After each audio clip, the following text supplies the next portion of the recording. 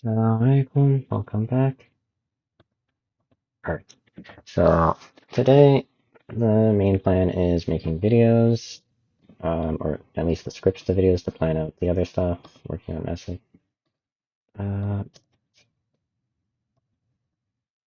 It's,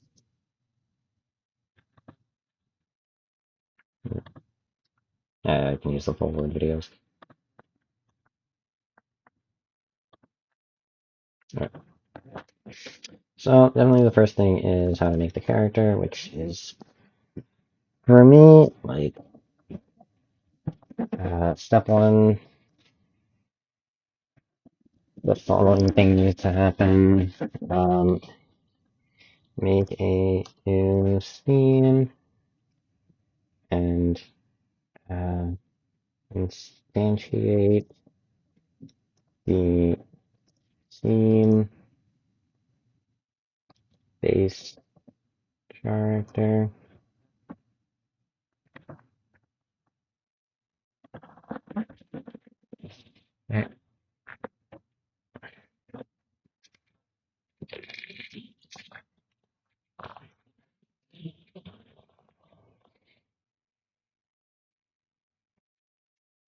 Okay, so instantiate the base character.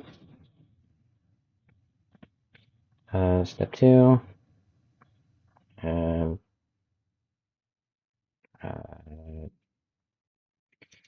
pick the layer and mask options of player for a player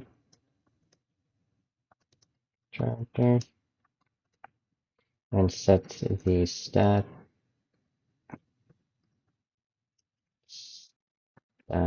values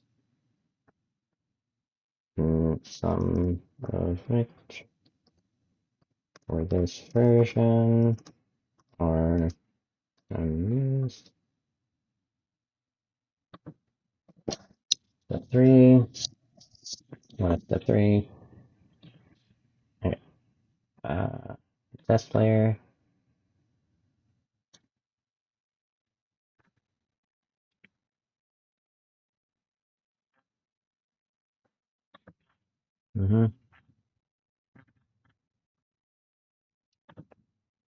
Yeah. Essentially, it's the team-based character. Pick the layer and mask options. Then select the root node and to choose root node. The TLDR.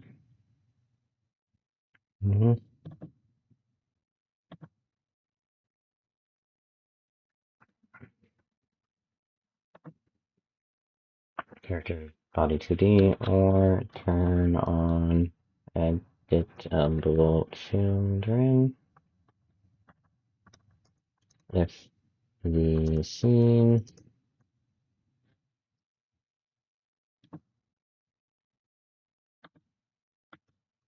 is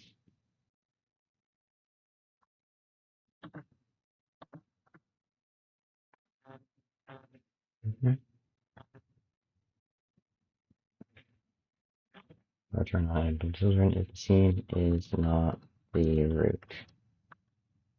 I think that would probably work. So like new scene, 2D node, instantiate, base character. Yeah, and then you have to turn on editable children if you want to actually touch the move list or stuff.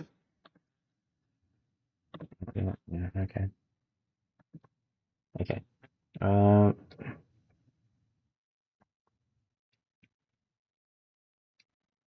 Or turn on editable children if the scene is not the root.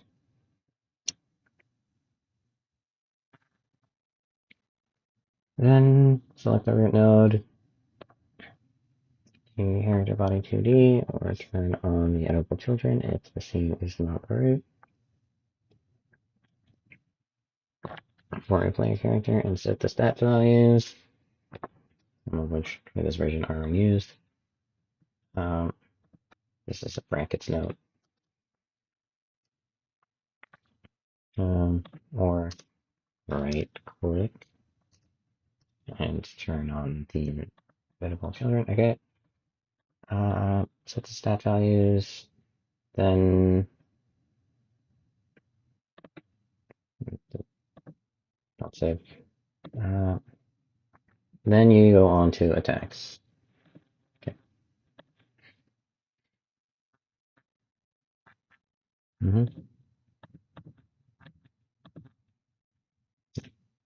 Okay. Okay. Okay. 3. Look for the attack manager node and click on it.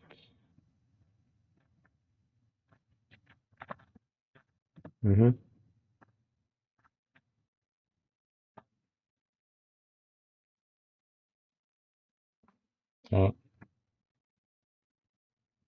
That's good.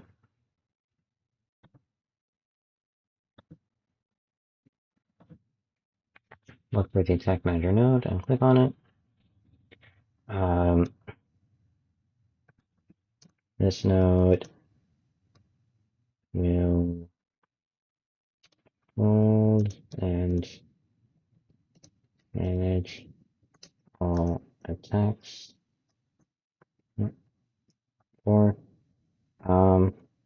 in the editor on the right. Yeah, sorry. Once you click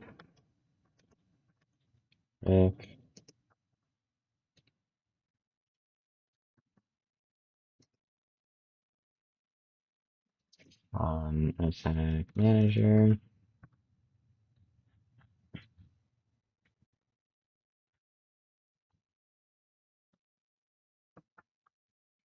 on the right, make sure you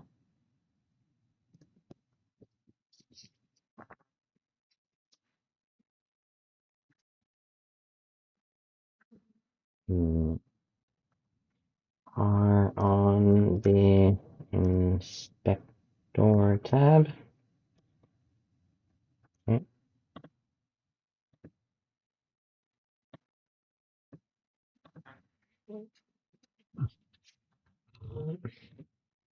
Mm-hmm. Mm-hmm. How to make a character? Yeah.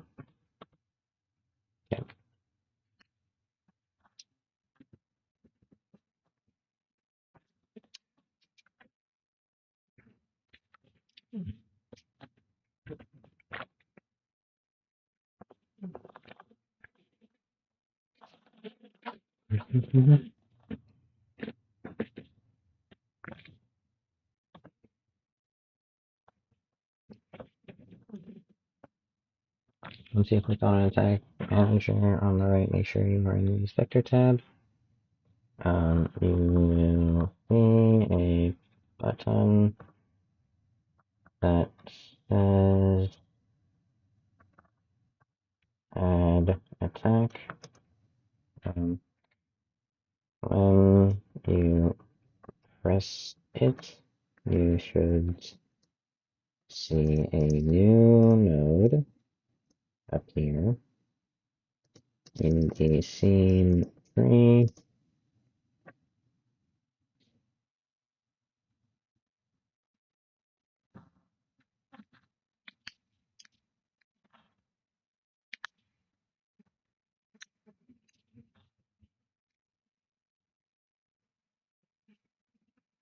Okay.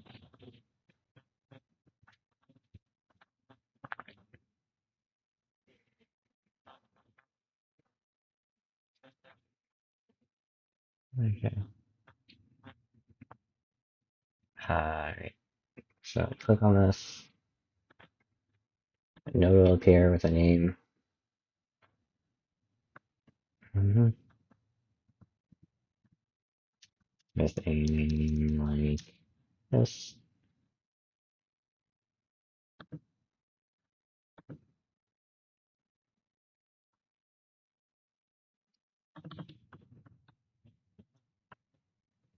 Do this. Mm-hmm.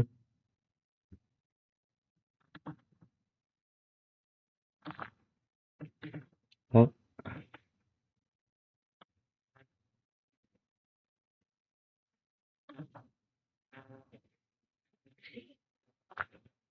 Yes. Rename it as you like. Um, don't make sure it's selected. Okay. Okay. Uh-huh. Once it's selected, you should see new buttons in the inspector. You should see new buttons. Mm-hmm. Mm-hmm. The first adds a frame code.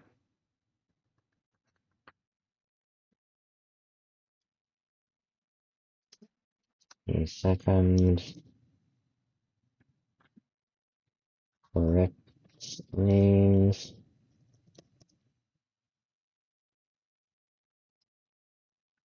of frames in case you move them around and wanted the names fixed. Mm-hmm. Now, my problem is, how do I actually want to explain the ordering for this? Because first off, they don't need to do that until they actually need to fix names. Which they won't need to fix names, because I've automatically set it to fix names when they edit the frame tool, frame name. So if I do this, I can rearrange them to be like that. Yeah. And then it will fix the names and whatnot. Um, sure. But if I also change this to like 7, and then move it, and then fix names, which that is not the right name. Names.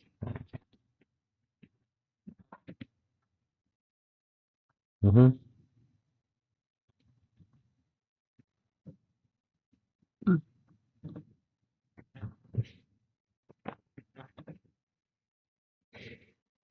First names of frames, in case you moved them. I wanted the names to act at the second is best shown explained with an example, and the third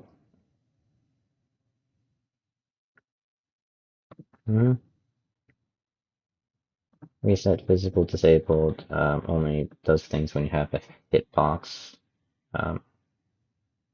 Okay. Oh, sorry. Okay. The other two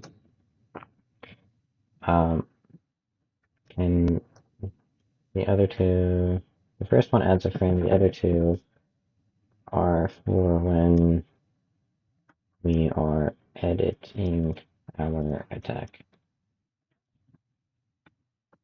So skip them for now.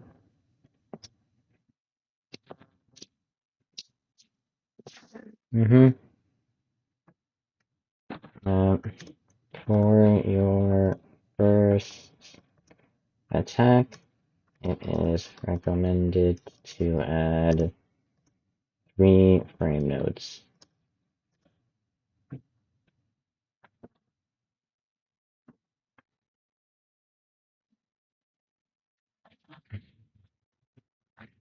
Okay.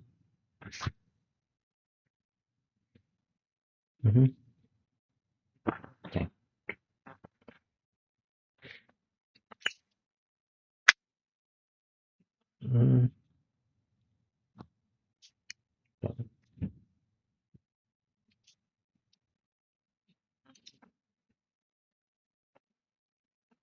All right.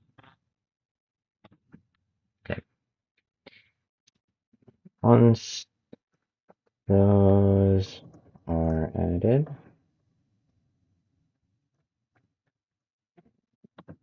added, click on each frame and decide how many times you want it to repeat using the repeat this frame property under frame info. Okay.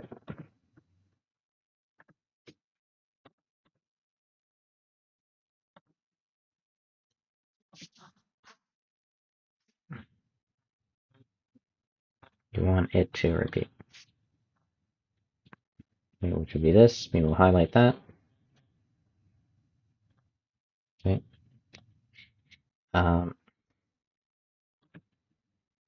When you change the number, you can see how it updates the name of the frame node to give you an accurate picture of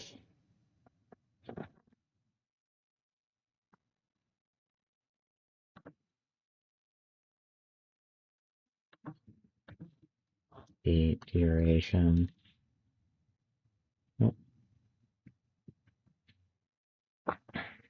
Okay.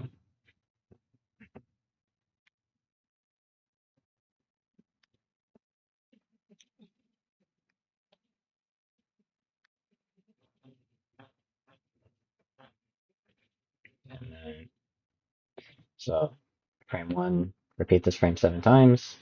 You repeat it 7 times. From frame 1 to 7 to 8, 7.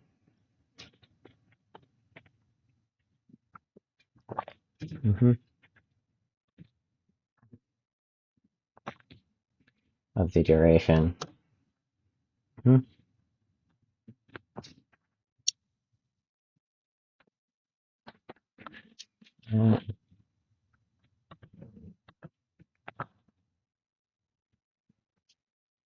If you are just debugging,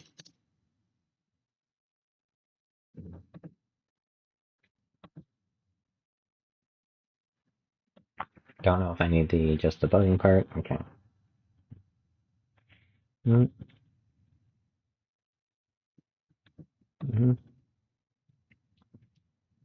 Once you are satisfied with the frame data,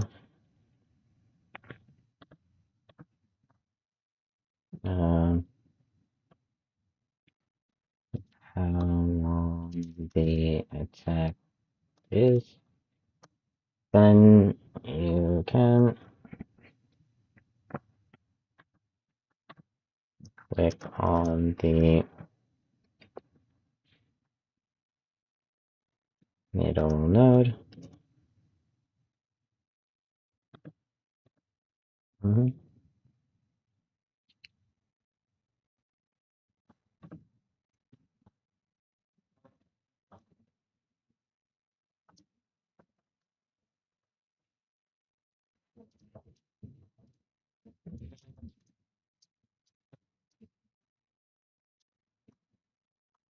The middle frame node,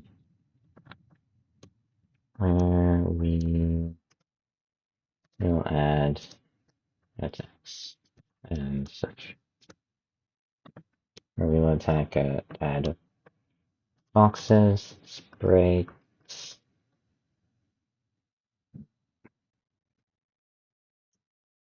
and some boxes and sprites. Yep.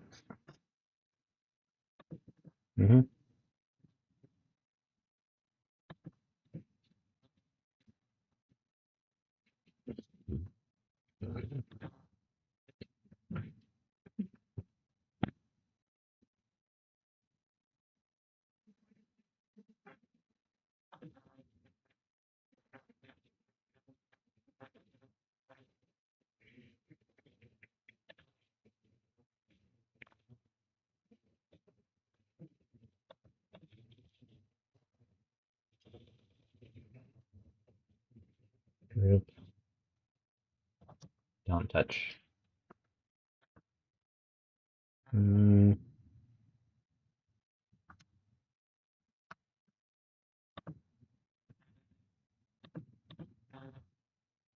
touch, don't touch. Yeah.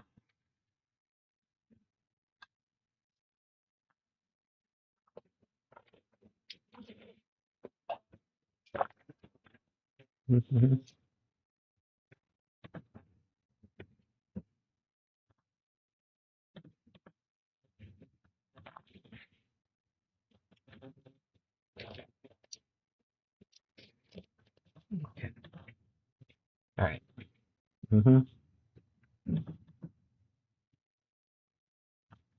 Okay.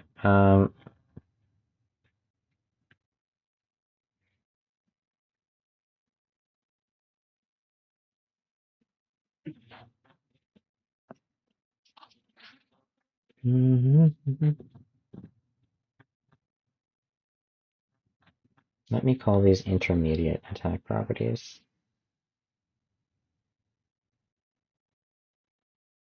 Subgroup, group.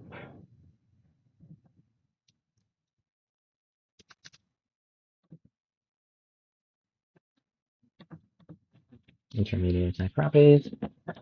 That feels about right.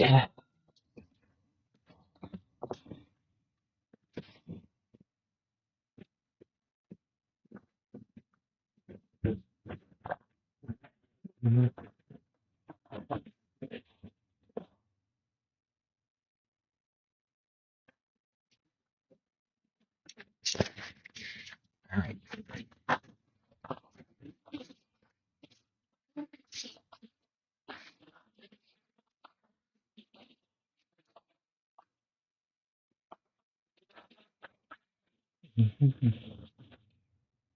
Um, all right. All right. Look for the attack manager node. Once you click on attack manager on the right, make sure you are in the inspector tab. You'll see a button that says add attack. You will also see. Where is it? Attack manager on the right. Make sure you are in the inspector tab. You will see a button that says add attack. When you press it, it should a new node will appear in the screen. You will see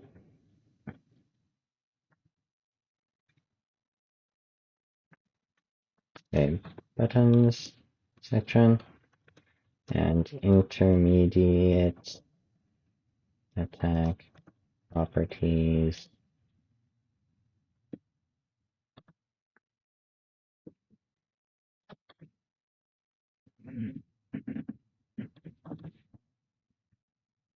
Keys.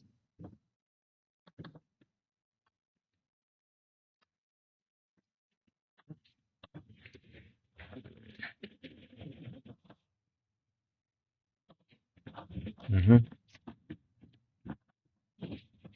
You'll see a section. So for now, mm-hmm.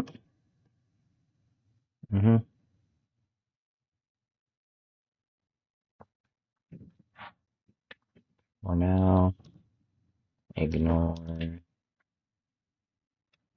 those properties until the intermediate tutorial.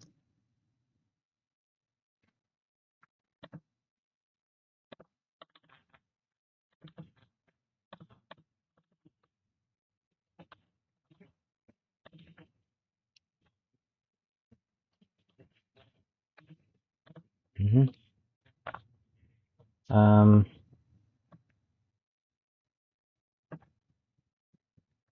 Click on Add Attack.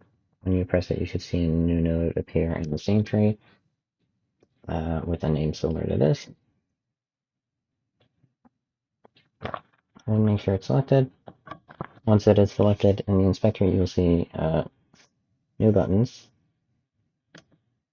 And the other two are for when editing our attack, so we'll skip them for now.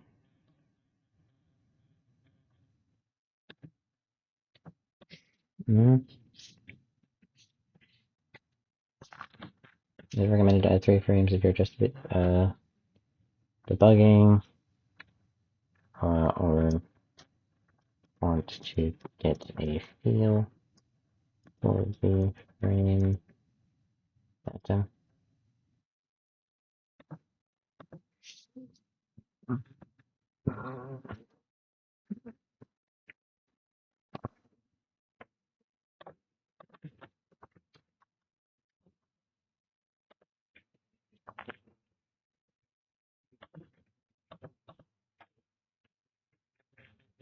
Mm-hmm.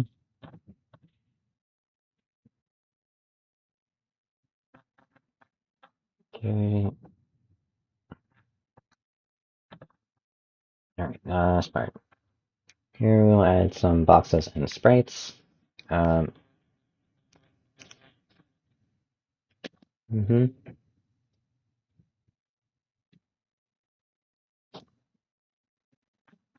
Mm-hmm. Mm-hmm. Mm-hmm.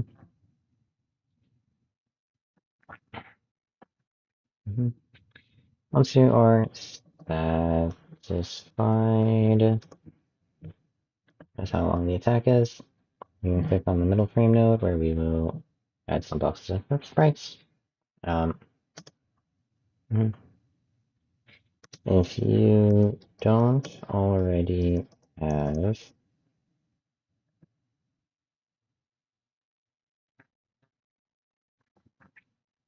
mm,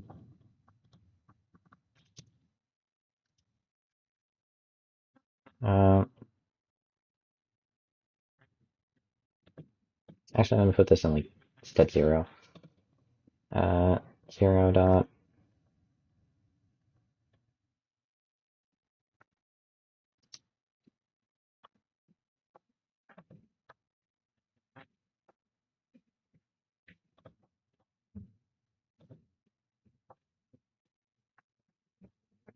have setting debug. That's that's that's not godot, okay. Visible collision shapes. Copy. Visible collision shapes. I'm not gonna be able to spell that easily. Okay.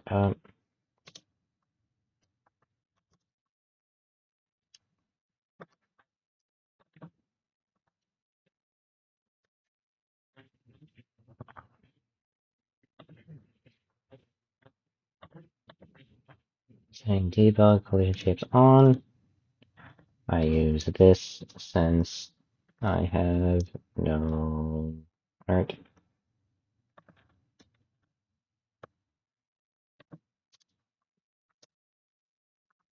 That's all art.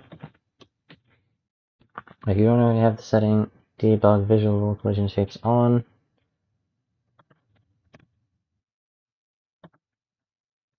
on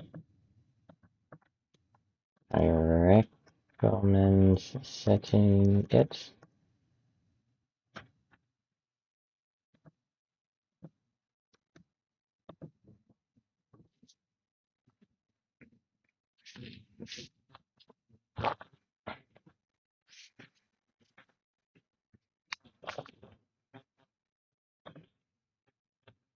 Okay.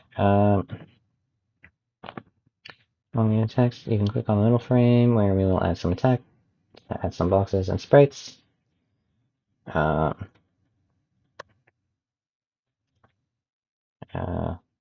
We'll add more nodes. Mm-hmm.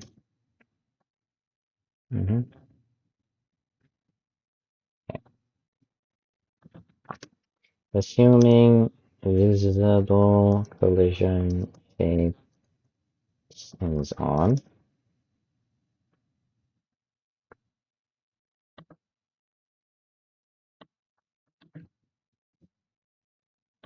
I don't know if that's no. Okay. Duty. Click on the frame. All right. There are more buttons. Okay. There are multiple add buttons.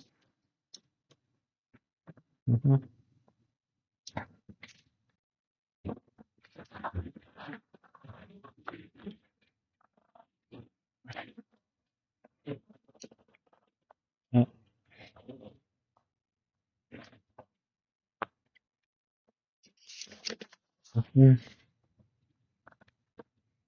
are multiple buttons. There are multiple add buttons. For the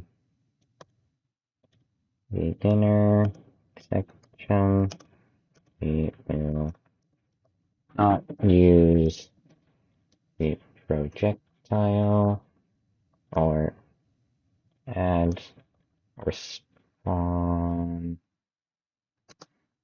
object buttons.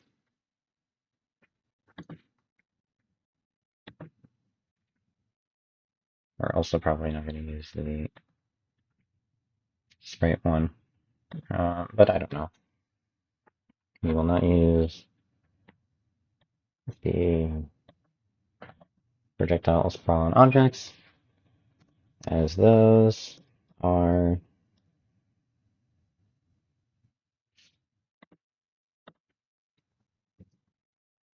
more complex and projectile builds on hitbox. Yep.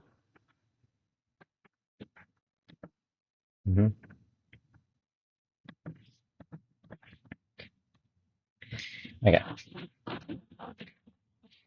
Add a hitbox and hurt box and sprite as you like. Just one of each. Right.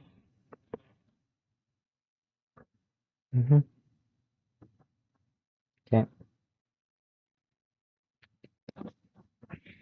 Okay. So hitbox, hurtbox, sprite.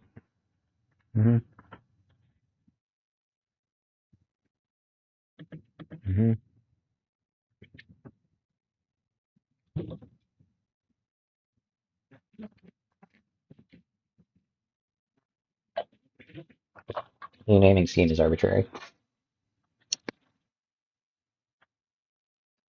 Each the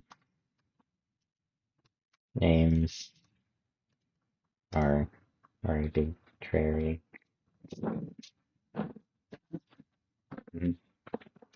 Just one of each.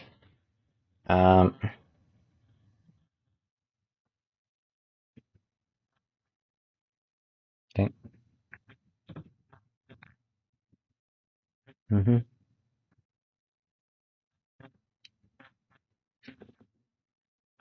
Mm-hmm. Okay.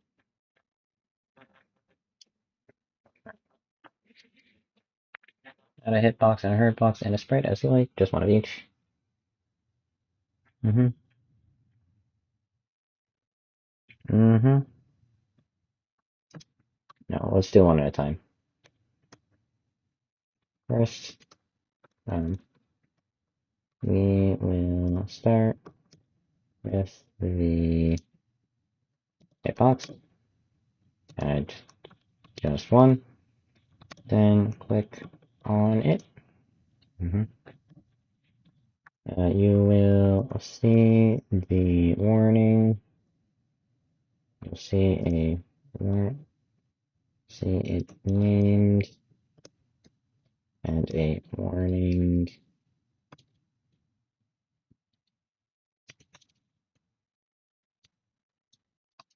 Next to it, that is the collision shape is not defined. Warning. Um,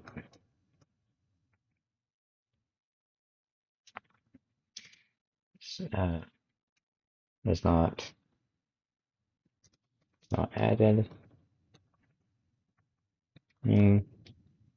So you can add one using the edit or a button I have added that adds a square collision shape.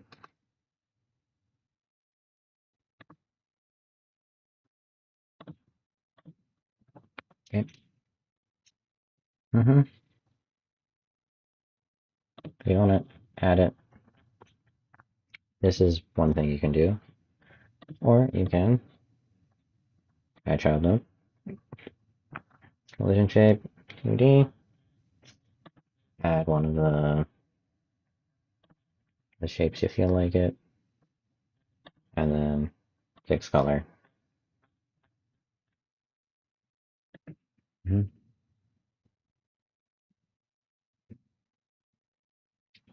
Mm-hmm. There's no fixed names for that, which is a choice. I'll put that in the fixed name or no annoyances. Hit box and hurt box don't have fixed name buttons for the collision shapes.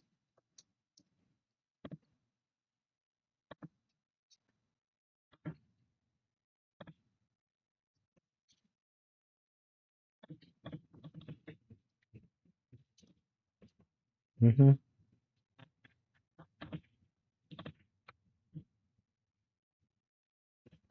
Right. Back to the script section. Renames devlog stuff.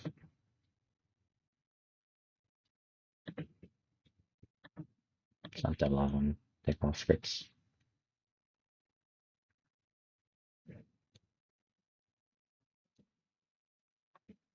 Okay.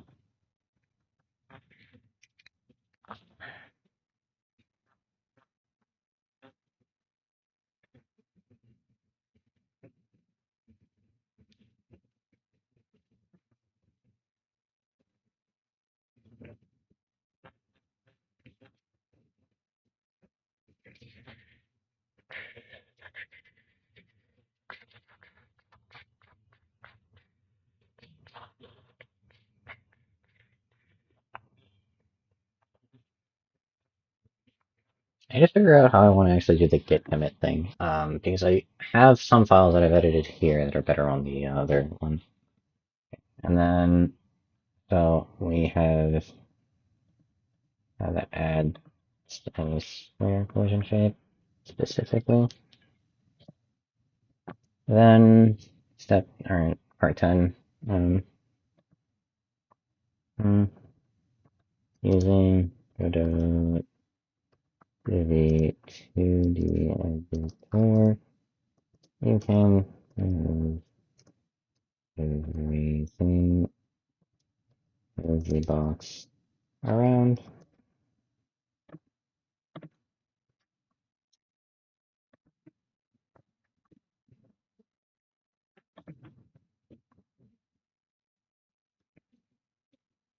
Using the 2D editor, you can move things around, box it around, and resize it, or do the same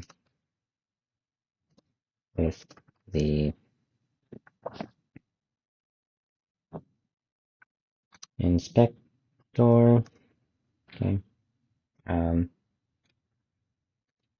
You can also add another collision shape to make more complex shapes from simple shapes. This beginner tutorial is more so for someone who has never once used the editor, basically. Um, because I want someone who has no idea what they're doing initially to at least learn how to use my tools part um, for uh, without needing to code or know how to code or even know how to use Godot really. So by doing it this way, I like hold their hand a little bit more than I probably should. Um, um, and more simple shapes. Resize using the inspector. Using this set of tools up here. Using the tools top. What's this button bar called?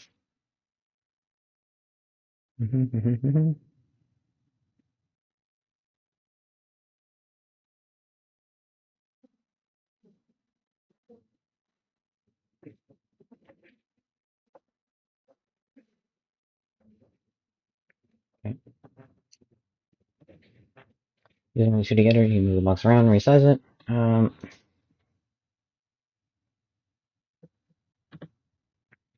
Let me highlight when I say something specific. Uh, uh,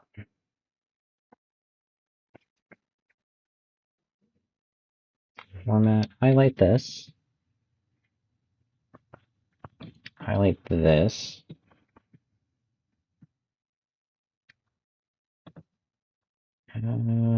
Highlight that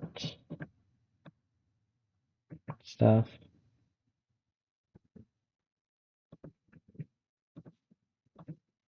The attack manager node.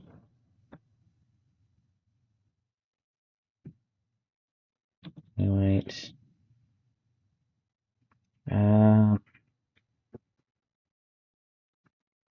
Buttons and intermediate priority section. By highlighting these, it just identifies to me that, okay, this is something where I need like a video arrow or something to just point out what I want them to look at.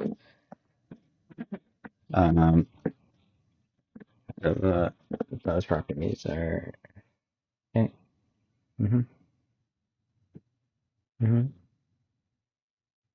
Once it's selected, and the inspector adds frame node.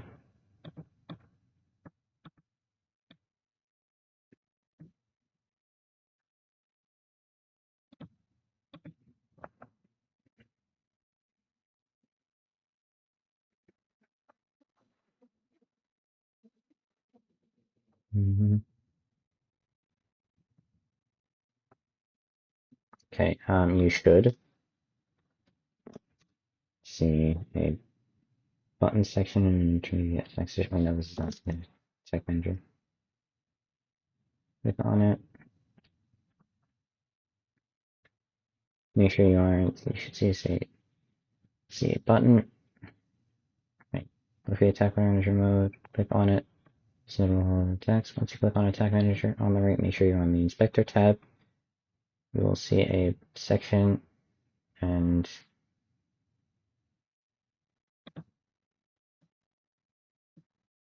ignore this for now. Click on add attack.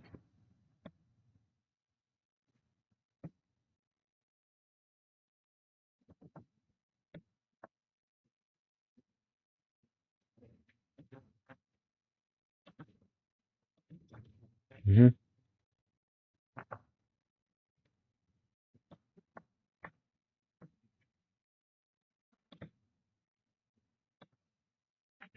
Um,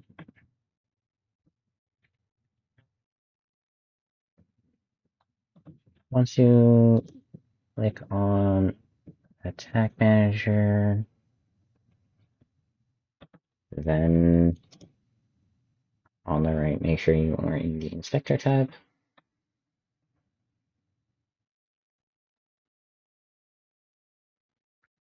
Format.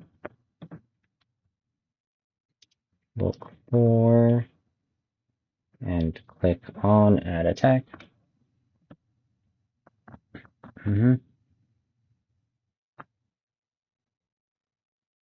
See a new node appear in the scene tree with names similar to this. Rename it as you like and make sure it's selected. You should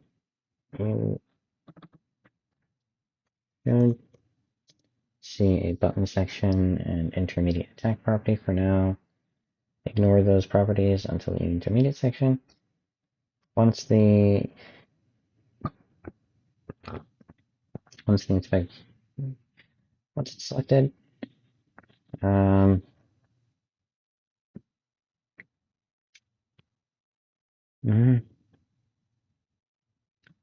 once those are added, click on each frame, decide how many times you want to repeat using the repeat this frame property.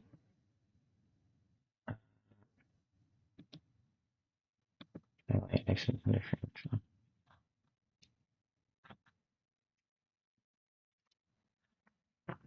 when you change the number, you can see how it updates the name of the frame node to give you an accurate picture of the duration. Once you are satisfied,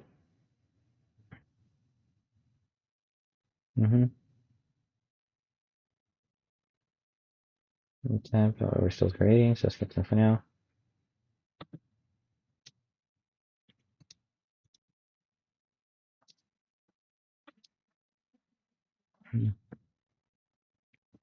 Once those are added, click on each frame and decide how many times you want it to repeat using the repeat this frame property under frame info. When you change the number, you should see an accurate picture of how it updates the name of the frame node to give you an accurate picture of the duration. Click on the middle frame node. There are multiple add buttons.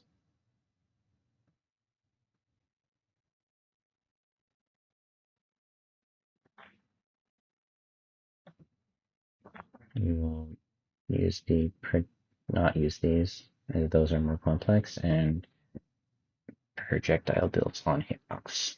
We'll start with adding a hitbox, just add one. Then click on it.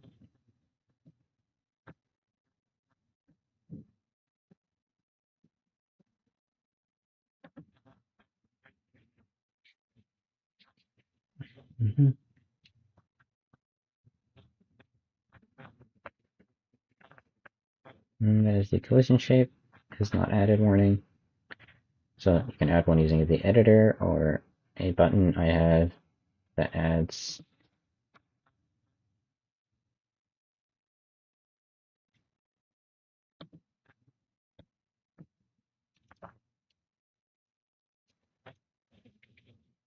or a button I made that adds a square collision shape.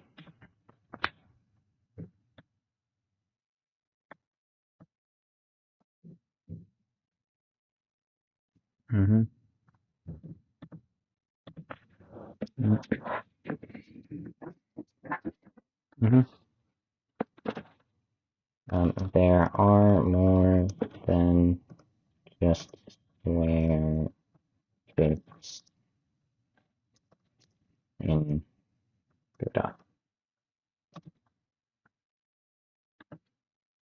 Mm-hmm. Using the 2D editor, format, highlight. You can move the box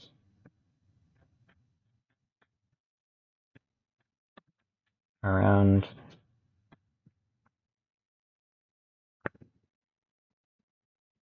And resize it. Resize. I'll use the edge inspector, or do the same with the inspector. Move the box around and resize it. And we'll do the same with inspector. You can also add another collision shape to make more complex shapes from simple shapes. Mm-hmm.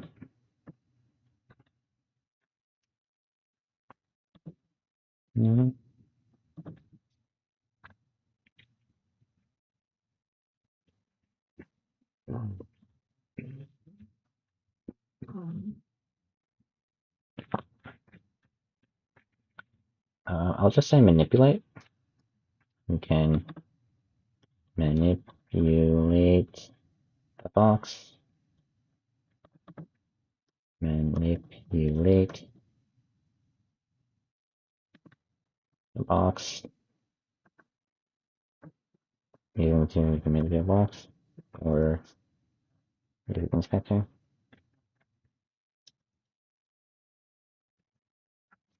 Using the TLDR editor or the inspector, you can manipulate the box. You can also add another collision shape to make more complex shapes. Simple shapes, I'll add another one. Yeah. Mm-hmm. Mm-hmm. And also move it around. Mm-hmm.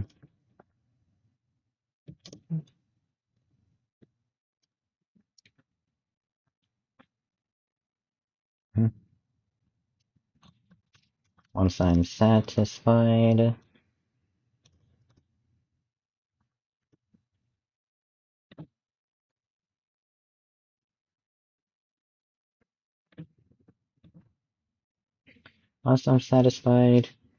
I'll click on the frame node again and add a hurt box. Mm-hmm. Wait, no. Mm-hmm. So move it around.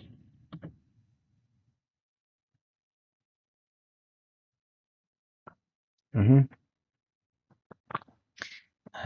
Okay.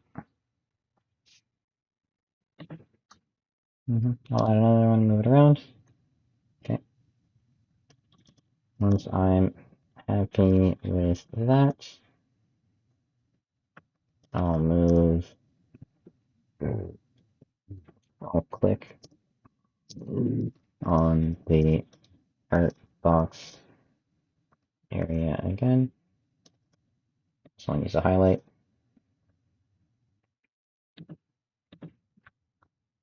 And then edit the frame, sorry, the attack data. Mm-hmm. Mm-hmm. Mm-hmm.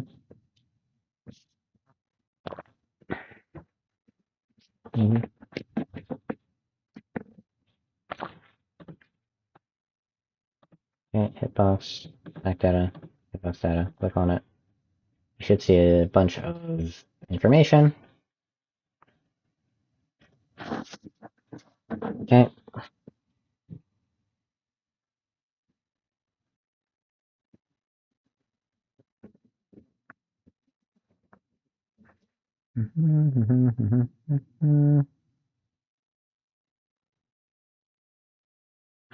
Can this go negative?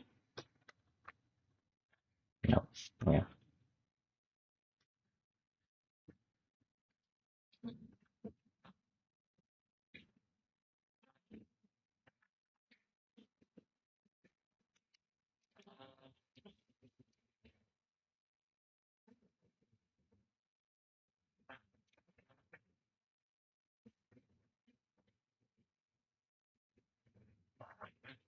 Alright.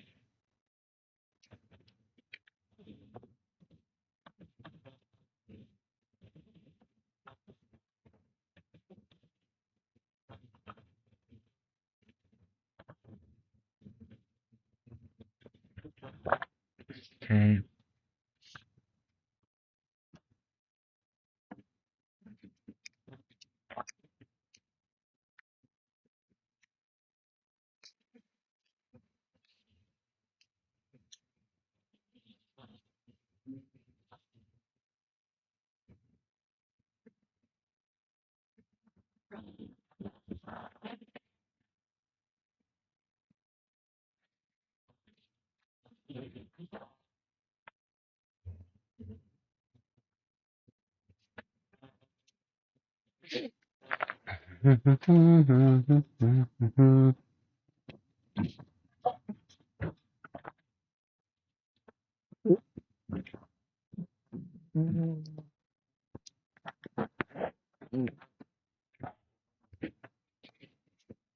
Okay. All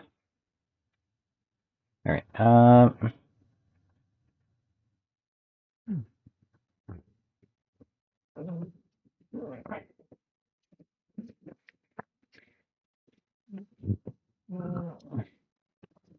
There are a lot of properties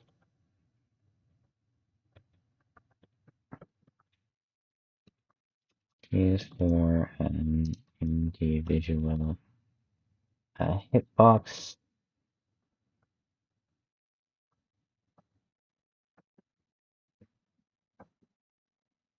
access.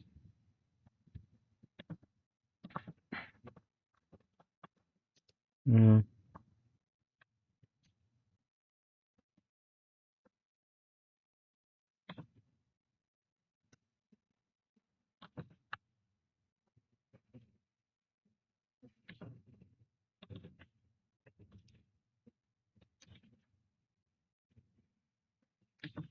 There are a lot of properties.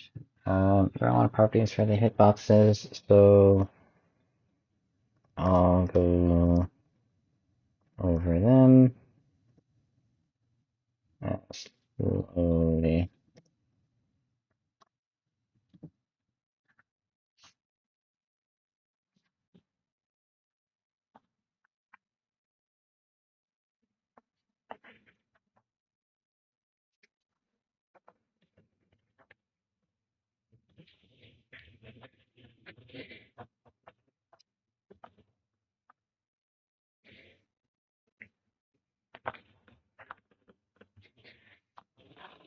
Less than many. Okay, okay, so we'll go over them slowly. Mhm.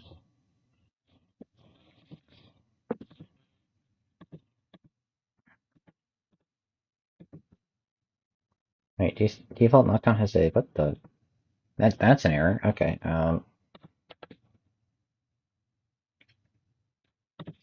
Fix me. Default knockdown doesn't hide the properties.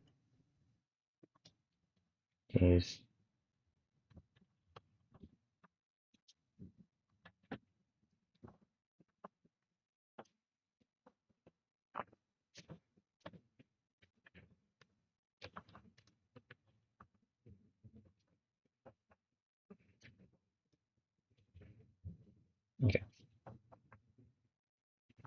Alrighty. How do we do this? So first off, find the difference between these two, because default knockdown and default launch are both the same, supposedly. It's in the data. So go back to hitbox, go to the hitbox data. Click on this. Go to validate data.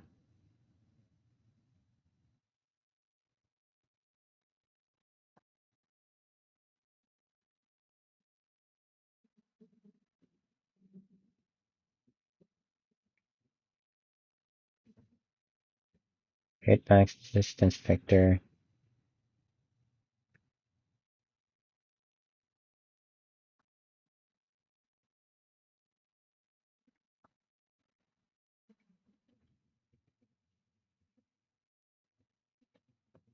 Is it this? Let's call default launch, default knockdown. No, okay.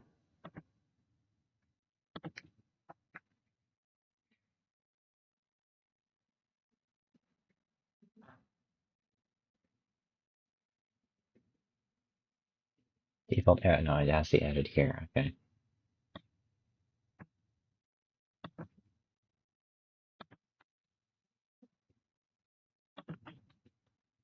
Okay, knockdown, save, default knockdown, default launch, okay. Mm-hmm.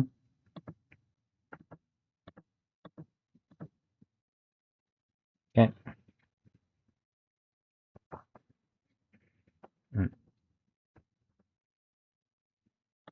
Mm-hmm.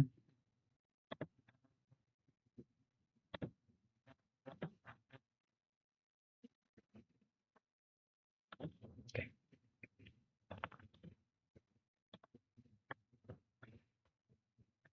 Mm-hmm.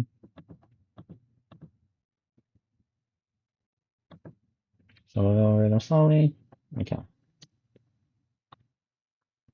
The first property is the hit, the stun type. There are three that can be selected. Um, uh, custom,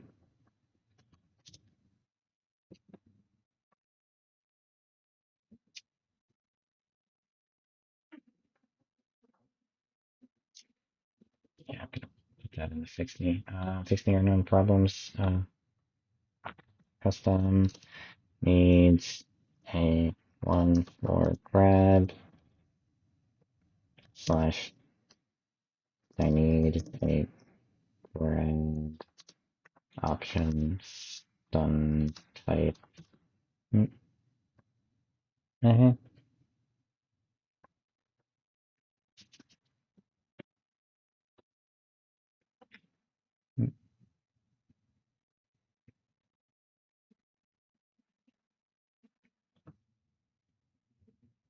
Okay.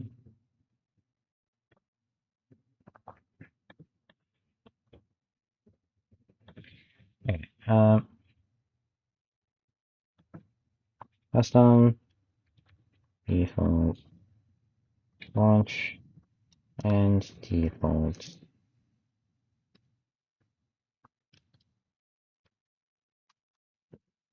lockdown. Mm-hmm.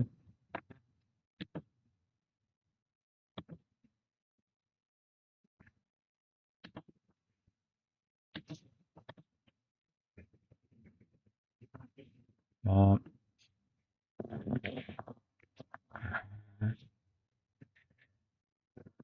uh, mm-hmm. Mm-hmm. Custom allows you to make any simple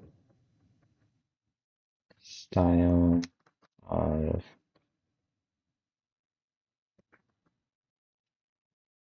lockback.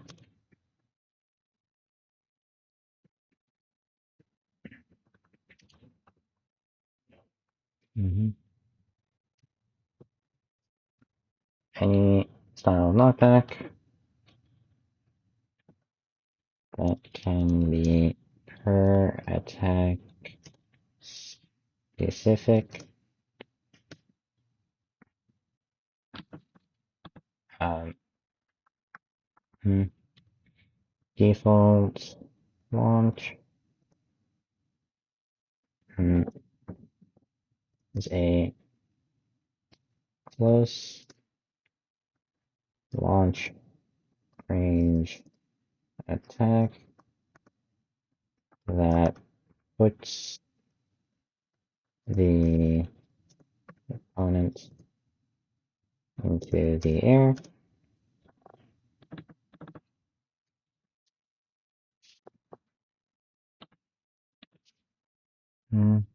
And when they, okay.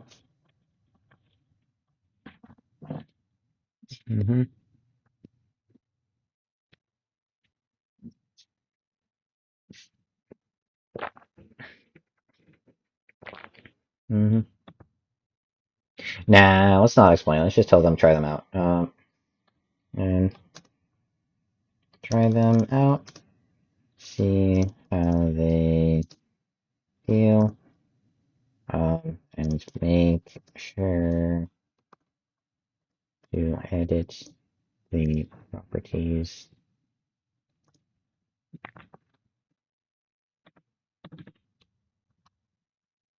Keys especially for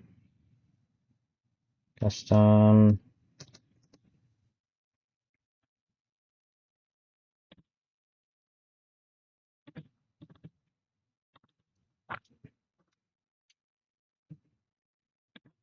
Custom. Yeah.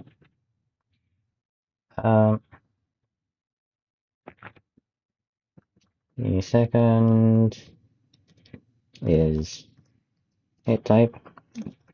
Most attacks.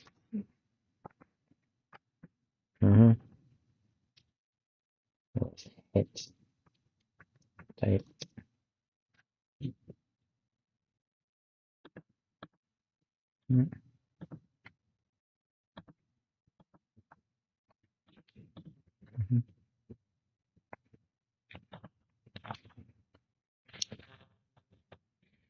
The second is hit type, which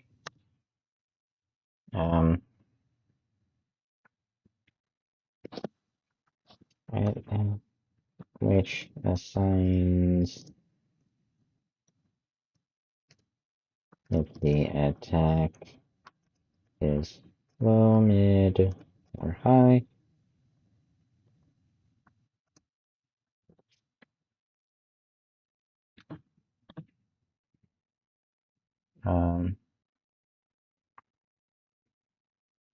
The next two are block, stun, and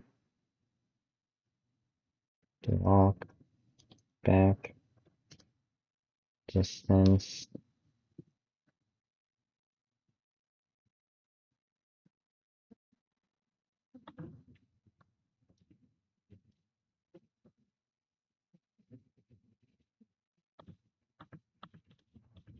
Next two are block, stun, and block back duration. Block back distance.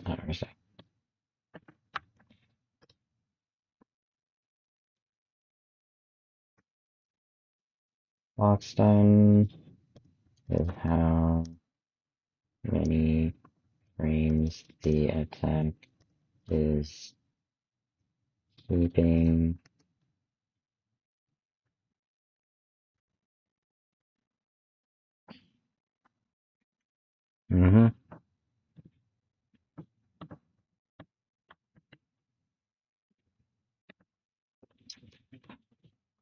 Block stun is how much time they are stunned, and the attack is blocked.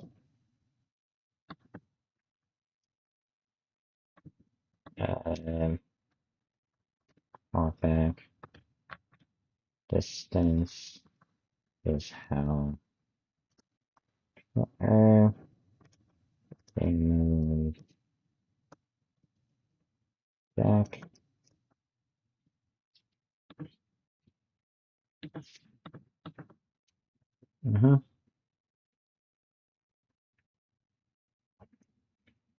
Hit stun, similar.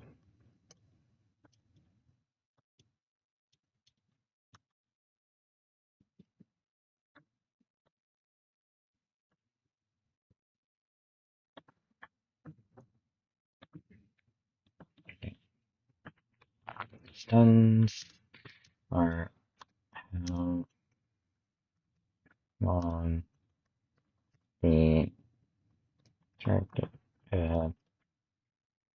the stun time is.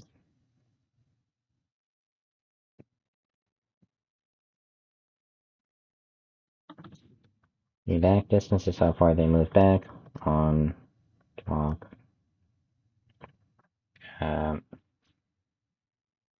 They move back away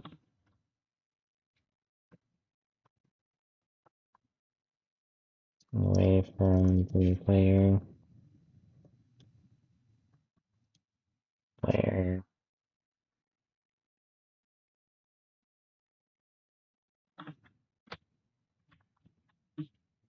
Mm-hmm. Mm-hmm. Up is negative y. Right is positive x. Up is negative y, right is positive x. And that's how those should be edited. I don't know. I don't know how I want to do this section at all. Mm-hmm.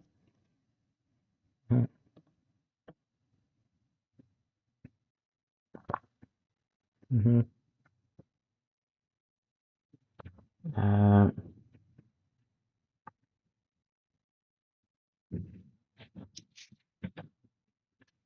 okay.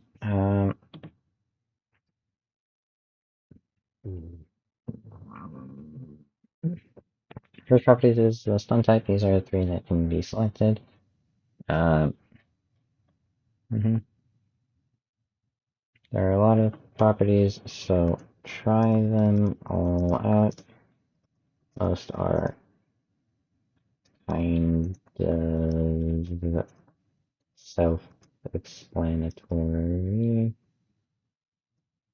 If you know fighting games decently well,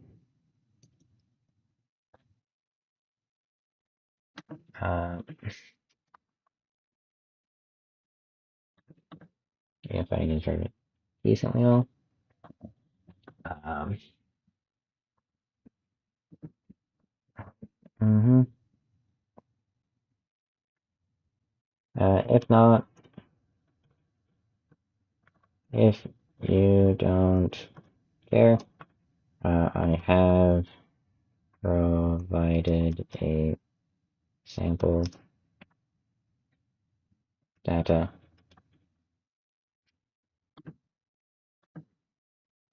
which you can quick load.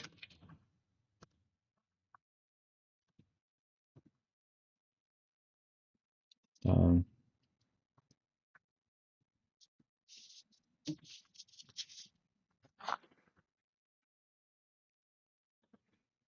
okay.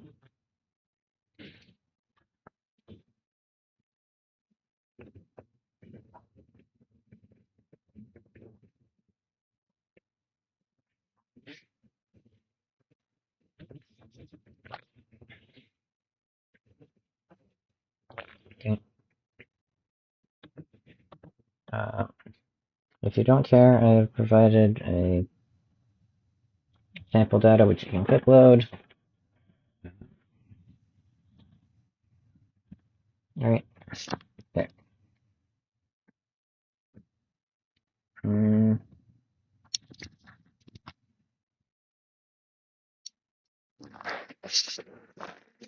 Mm-hmm. Alrighty. Okay.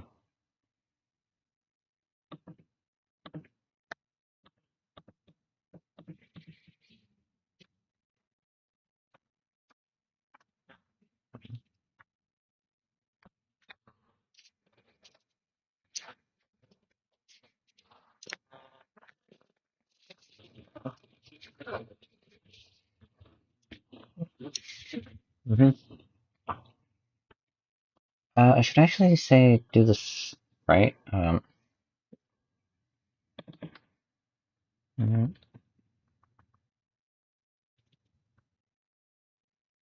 Because like, okay, if you have art, um, your attack is based on add a sprite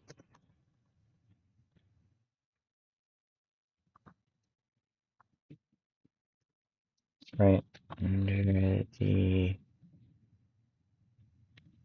frame. If you have if you have art, your attack is based on add a sprite under the frame and resize it.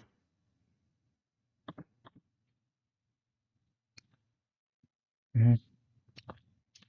If you have art, your attack is based on add a sprite under the frame and resize it. Then okay, your attack is based on add a sprite under the frame, resize it.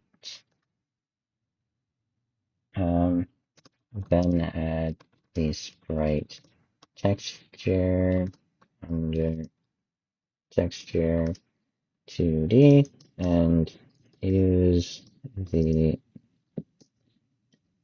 correct impact frame.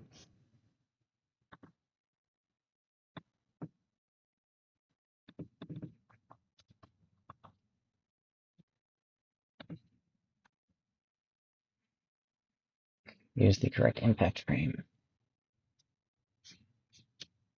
Get my full tuition up from.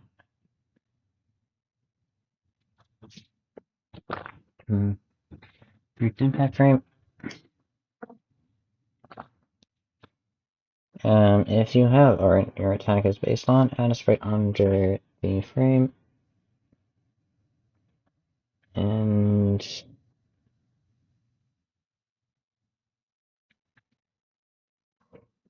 and impact frame. If you have our attack is based on, add a sprite under the frame and resize. Then add the sprite texture under texture 2D and use the correct impact frame. Hmm.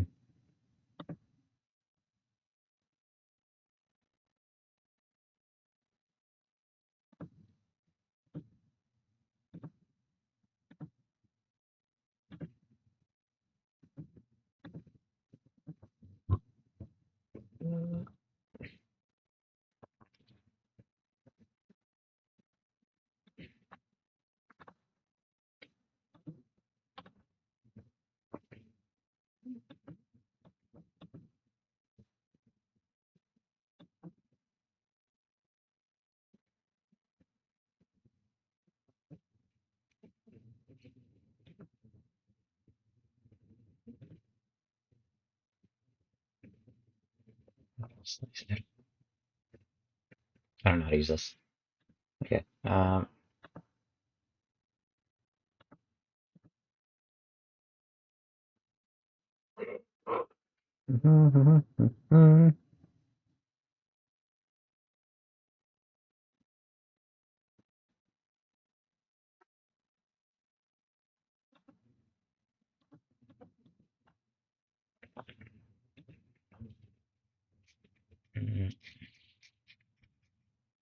If you have art attack is based on, add a sprite under the frame, resize it, and add the sprite texture under texture 2D, and use the correct input. Resize it. Um,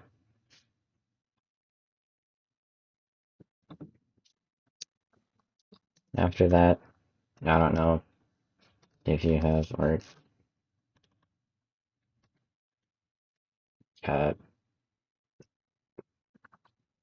like some Where else? I don't know. Resize it.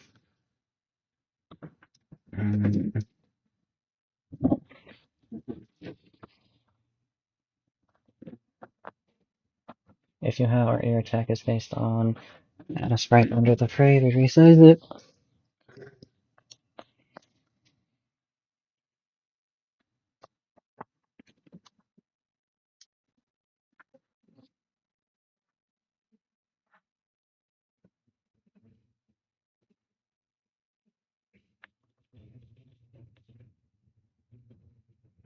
Size it.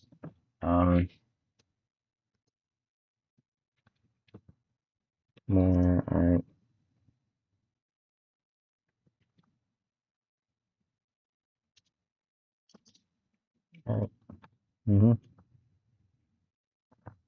Add a sprite under the frame.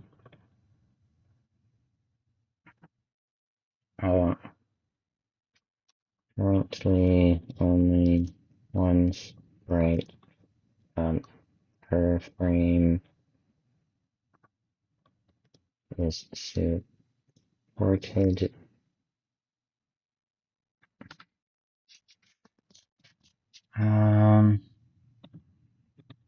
One sprite per frame. Sorry, no, not one sprite per frame. Currently only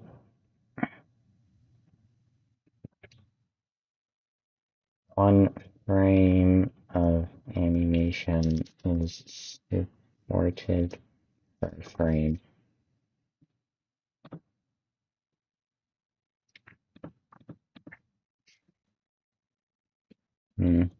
But multiple sprites are supported.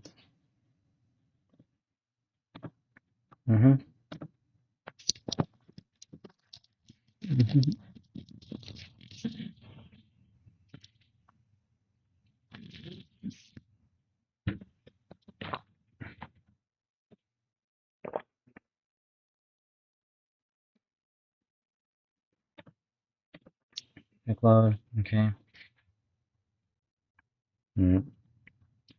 Next, you can click on the frame node and add a hurt box and resize it and manipulate it.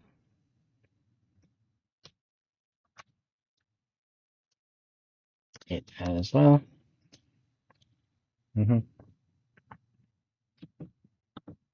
Yeah. Congrats. You made your first simple attack.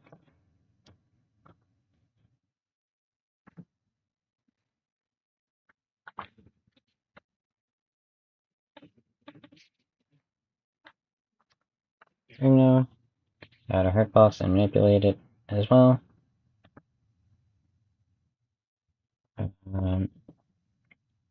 Your simple attack.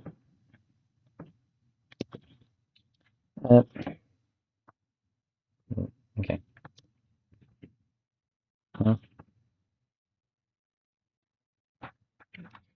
Simple attack. Okay. To save it separately from your character.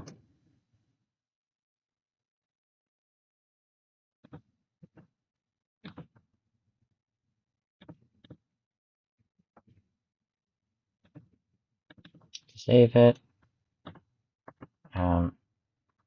right click the attack node that you with the name you renamed it to. Okay.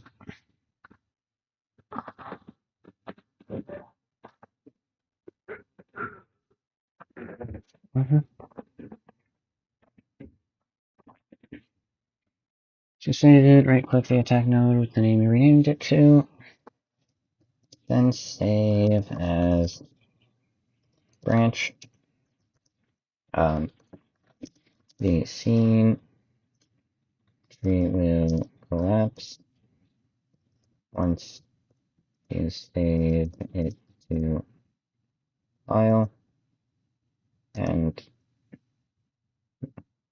the scene tree will hide the other nodes below the attack, so you don't change it by mistake.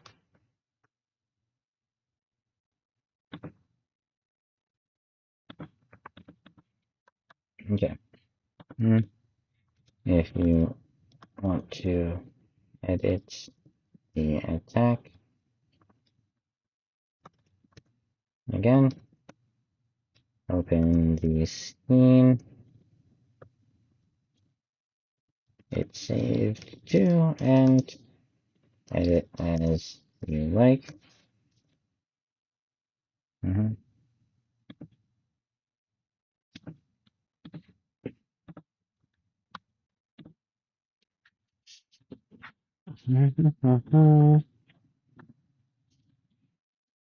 Alrighty.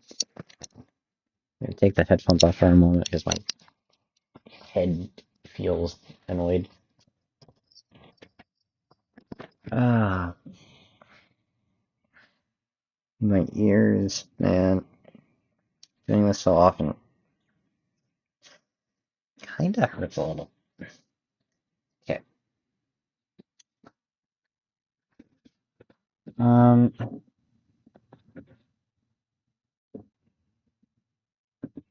Okay. And this is to make a character. Great. Let's rename it to make attack.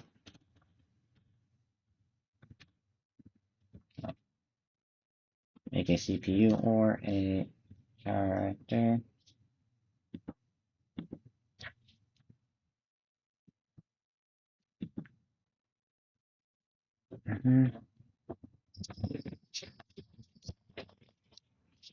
Okay. Back make a new scene, instantiate the scene-based characters, and select the root node.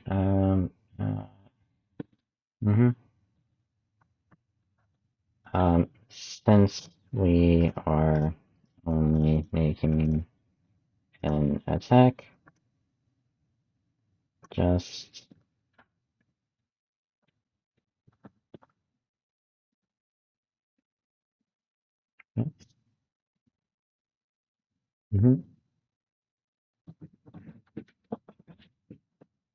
how to make a simple attack.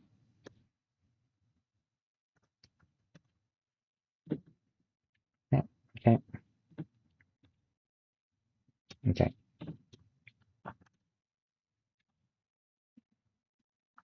To make a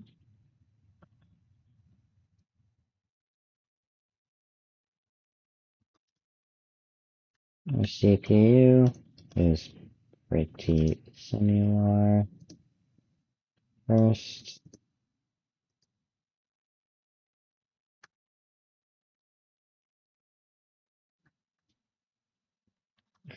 make the instantiate the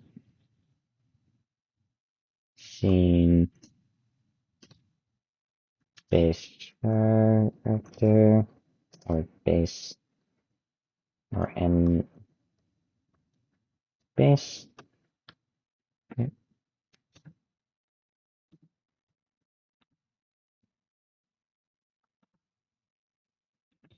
To make a player CPU is pretty similar. First, instantiate the scene base character or enemy base. Next, add or make the character's attacks.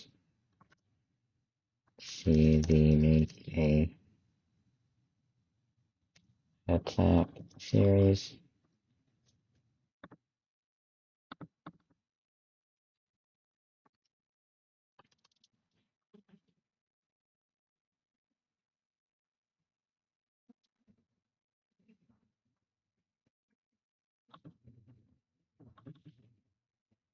Let's add or make the attacks.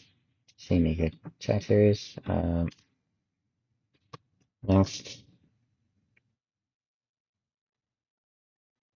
Alright, first instantiate the character enemy base we see. Give them the stats you want.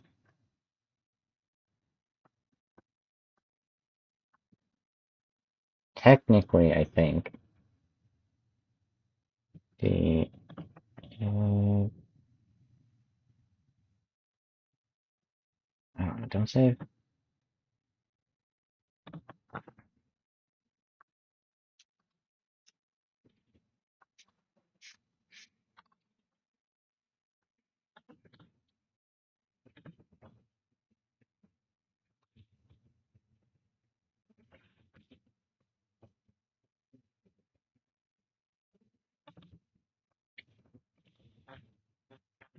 Technically, I put all this, but I don't think I need all of this, right?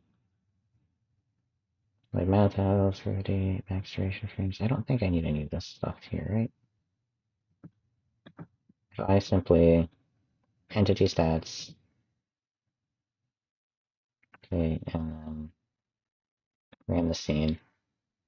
Seems like it's fine. Enemy logic doesn't have anything there.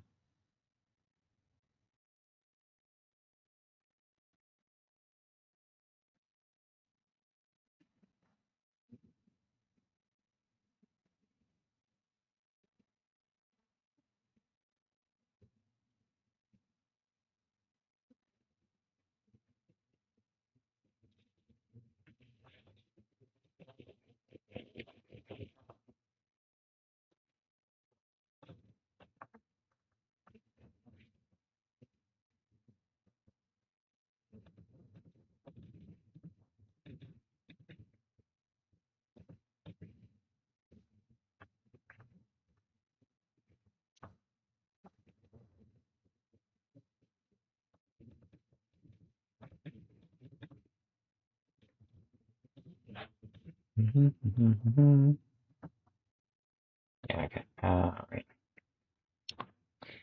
And give them the stats you want for players. Use player stats for enemies. Use enemy stats.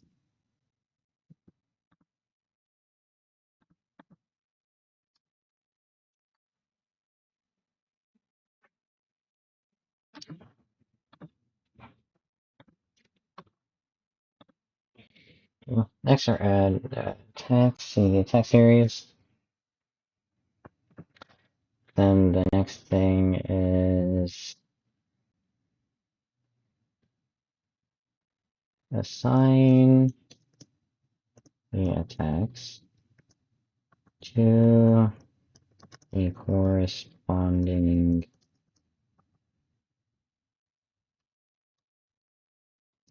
node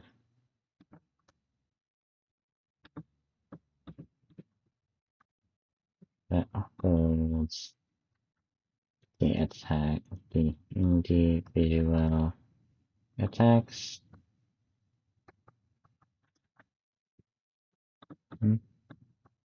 Next, assign the attacks for the player. Assign them to the move list node.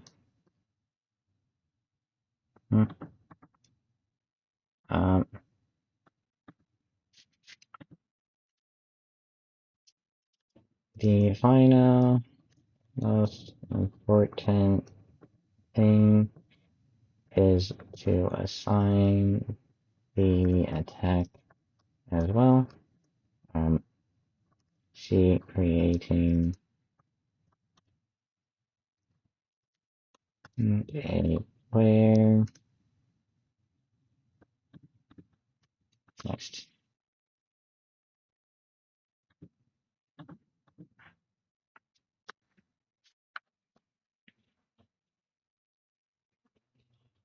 No. The final most important thing is to assign the attack as well. See, creating a player or CPU for that.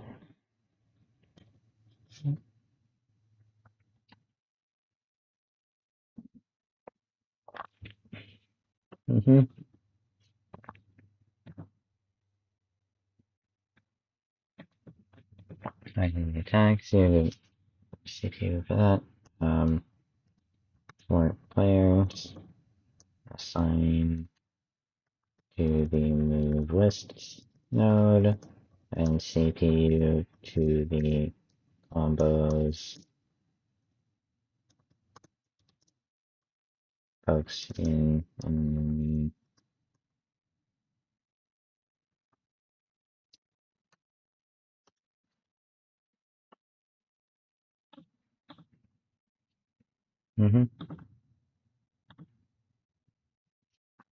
Okay. Next, assign the attacks assign the attacks for players. Assign attacks to the move list node, where you decide on whether the attack is a special move or a normal.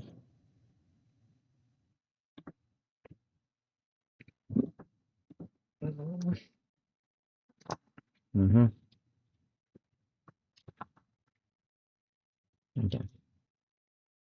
Then for the CPU,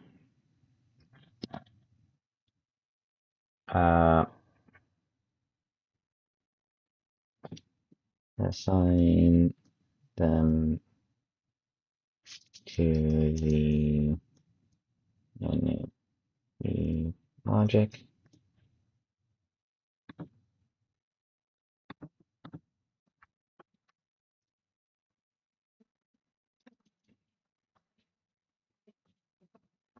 Okay.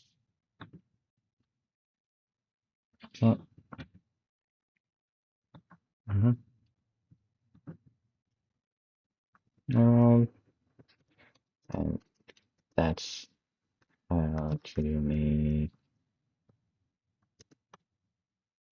a player.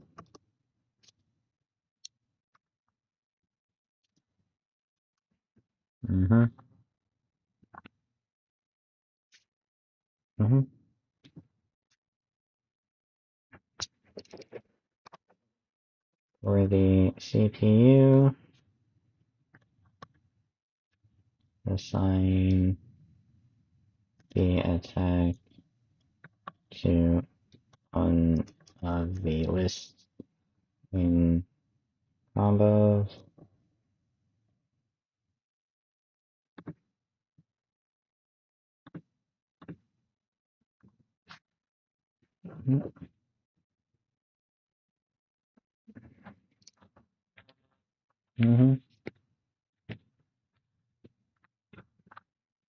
If the attack has a special, if the combo.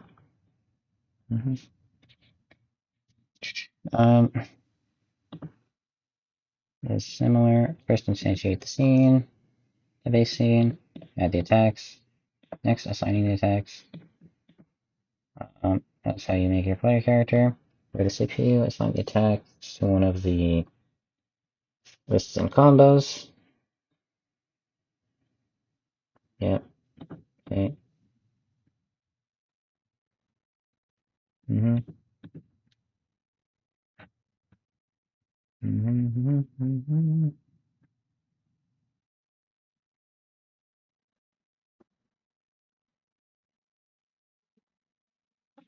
I go to anime logic and reorder these.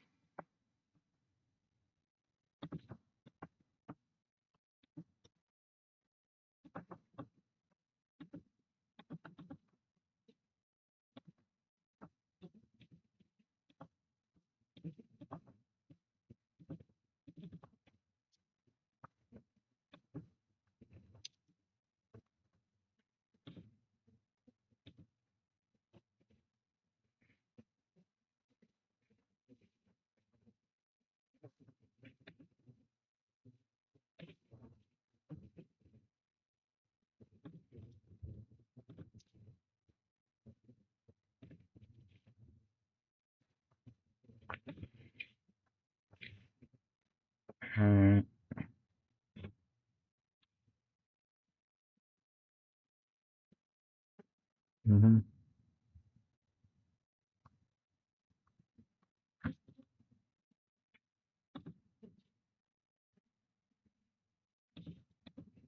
Wait.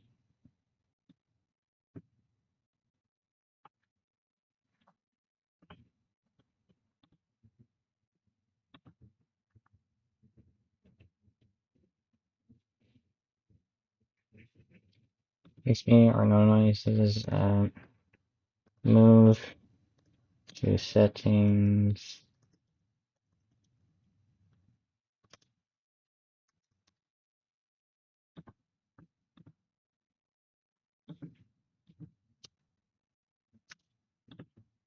And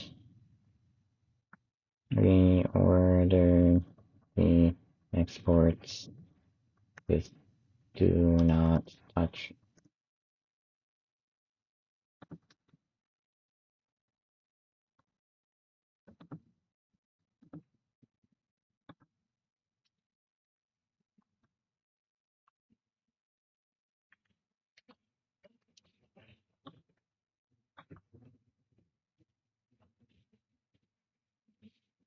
Yeah.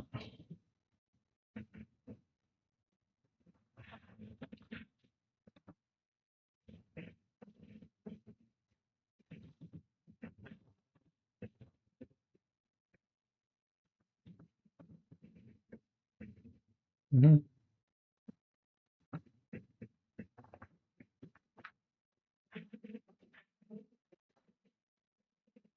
Mm-hmm.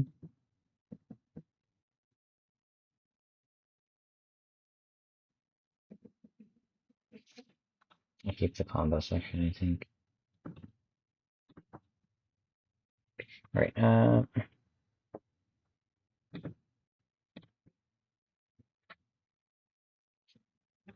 do not touch. Mm-hmm.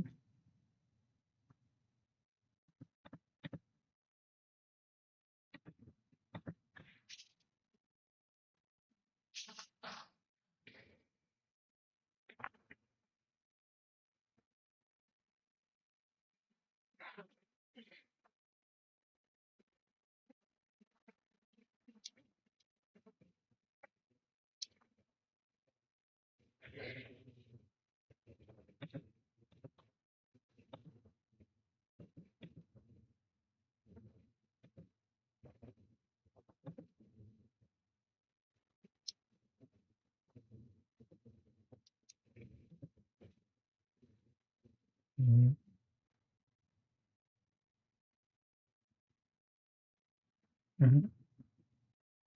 Mm-hmm. Mm. Give as you like. Uh, mm-hmm. Alright. Now, just to make sure you didn't break anything on accident, make sure the nodes under the attack manager look like this tree.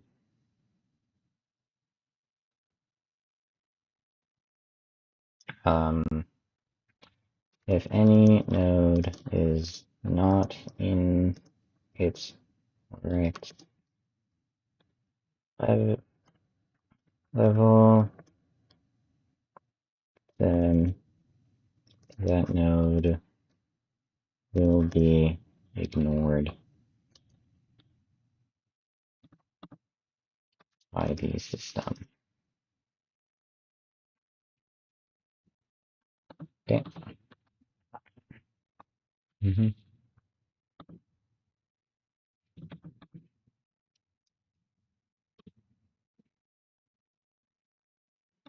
Okay.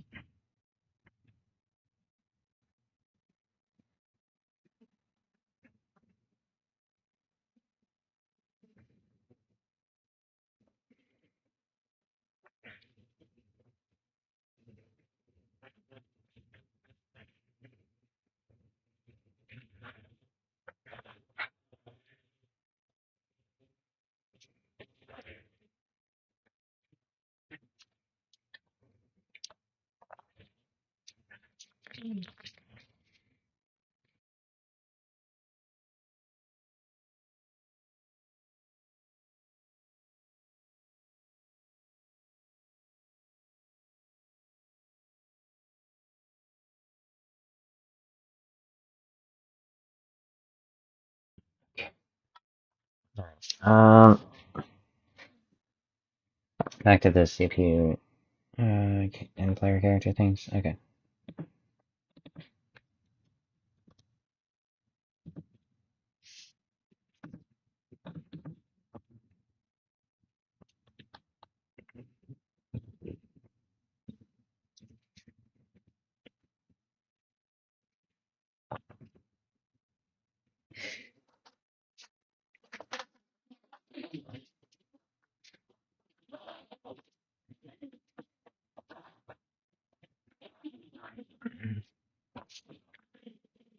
He's probably still needed to.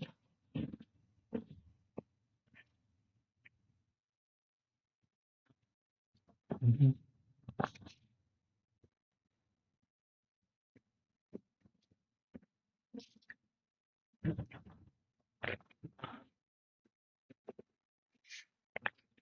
With the CPU, assign the attack to one of its lists combo version and combos if.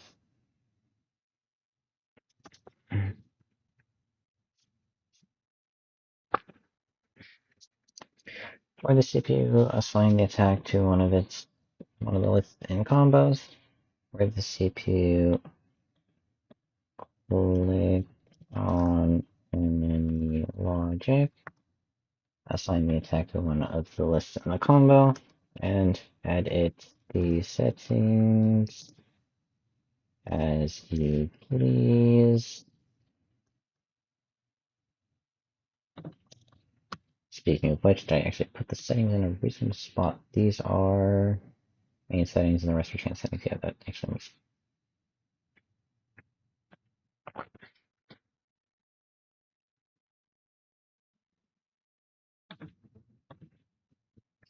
Mm-hmm.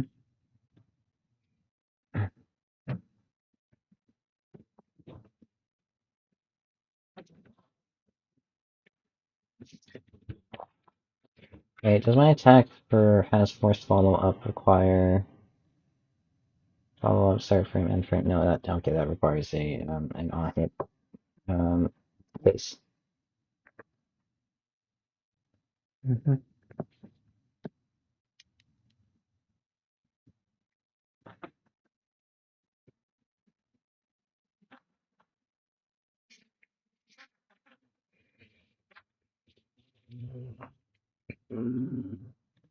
Hold on, any magic, change the settings, ignore the resource part.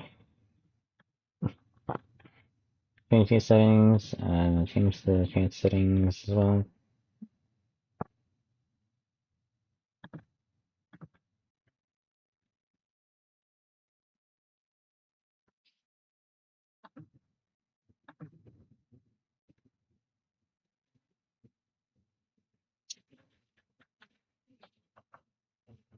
It's not, it's not good.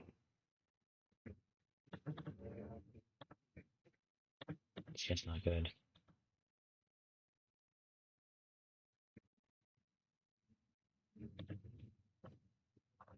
Right, it's still being used.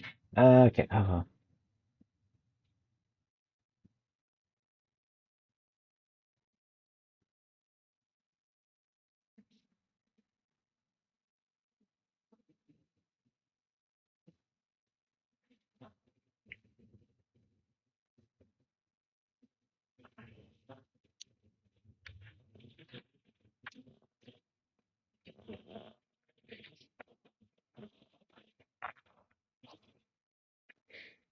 I am going to go to the bathroom.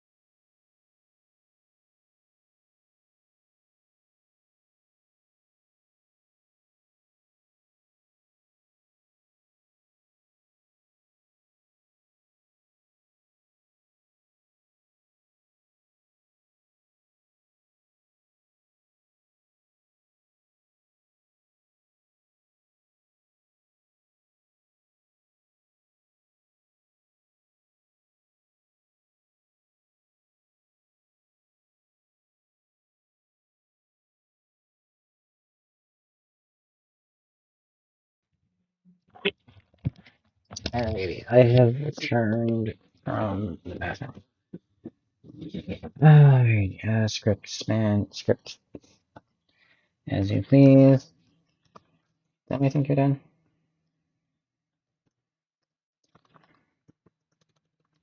Done.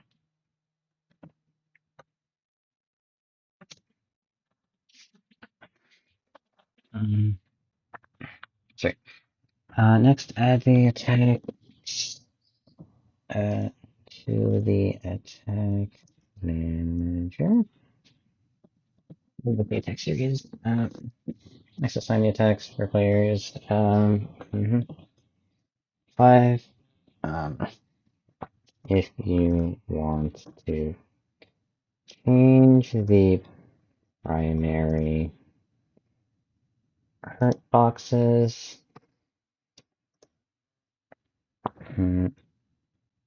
create your own scene.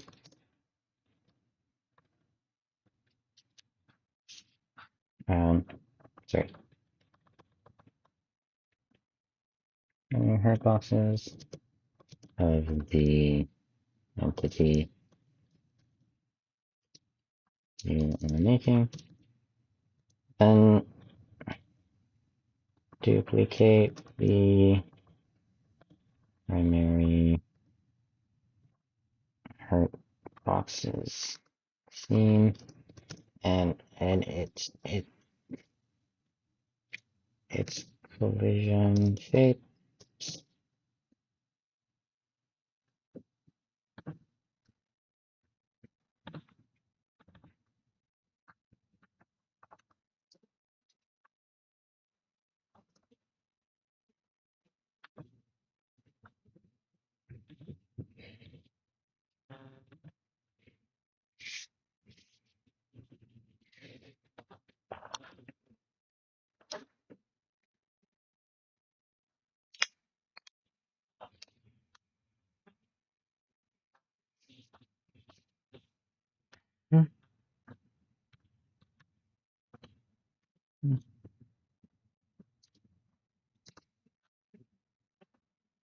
Mm-hmm.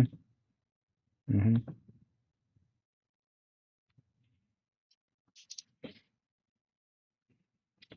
Yeah, technically I removed the primary things. Mm-hmm.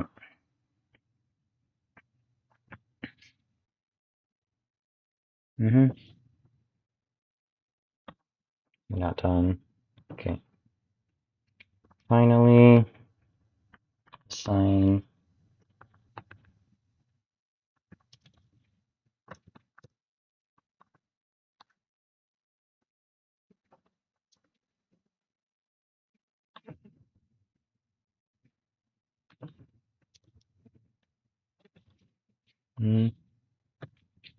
If you want to change, mm,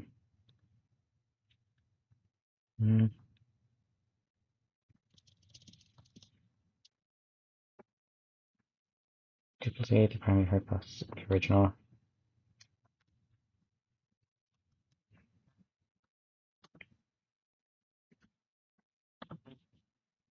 Then assign it. That also makes it so that I actually need to move this nodes thing, because it actually is something you can set and need to care about. The rest you don't actually need to touch. Alright,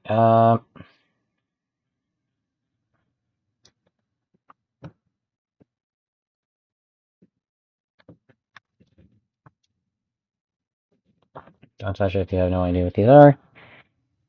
Mm-hmm.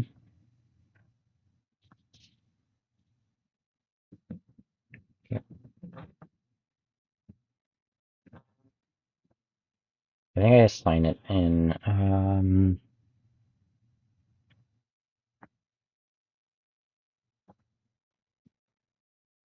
okay, put it at the bottom. Okay, it's in folder to be scaled.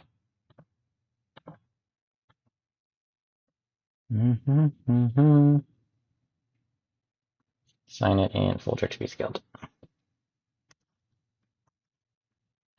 Then assign it and make sure It's in folder to be scaled.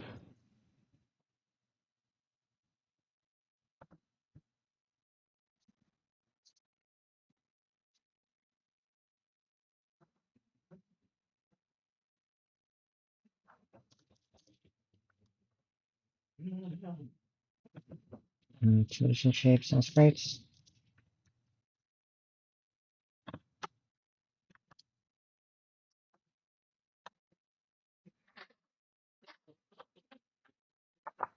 It's in folder to be scaled.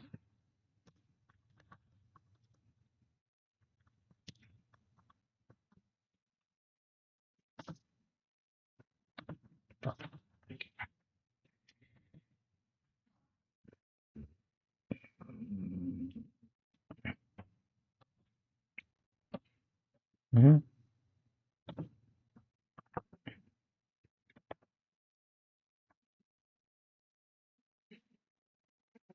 Mm-hmm. Normal. For the CPU, click on the logic and assign the check. And edit this settings to please. Finally, assign primary hurtbox 16 to the entity.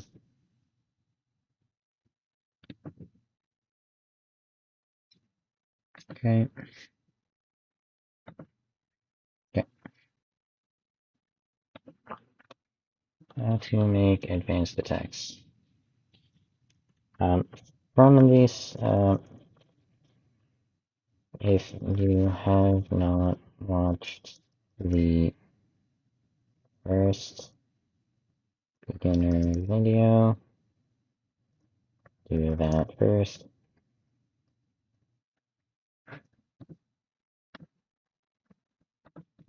Okay.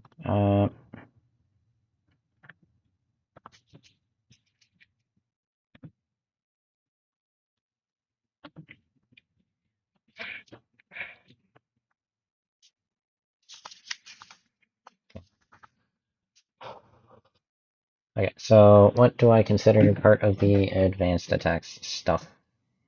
Animations. Let me correct. This is intermediate section slash video.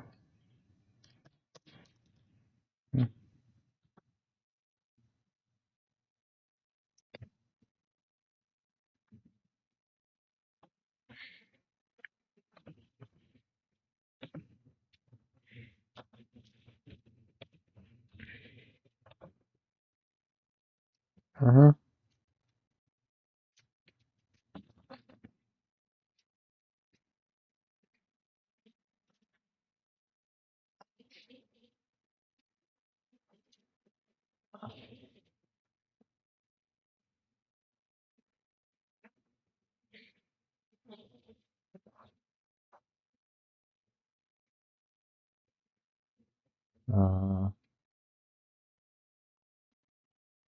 I need to decide on a system for facing directions because I don't want to lock myself out of things on the back side of the D-pad if I only unlock the top side. It's just part of the top side. It's not enough for me.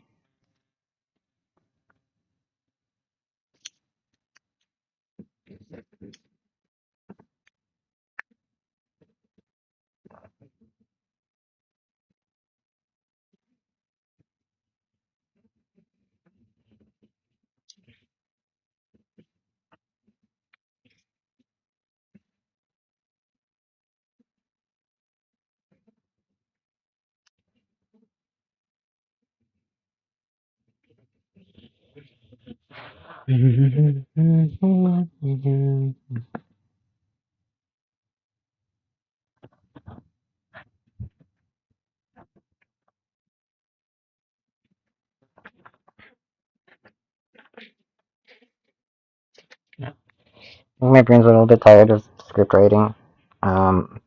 specifically video script writing. So I want to just think about the way I want to implement not to-dos, balance decisions. Yeah, here. It's not here. Okay, so how the heck do I want turning around to work?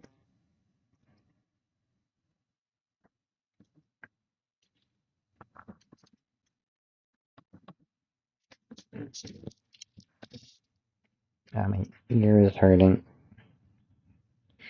It has been on my head for 2 hours. Might be a little bit smaller. I don't normally feel it now. I guess I'm just noticing it. Slash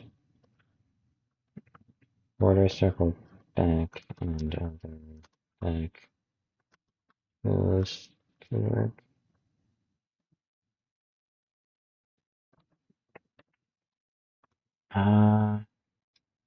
In Brawl, I'll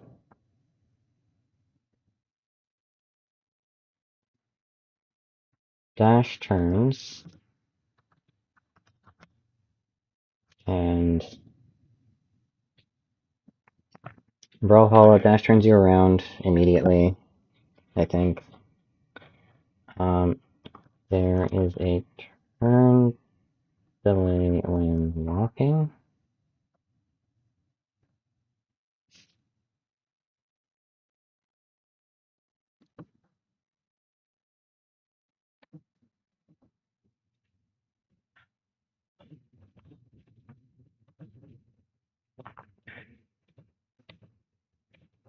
Um,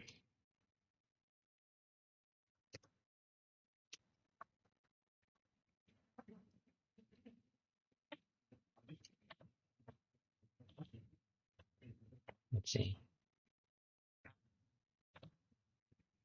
You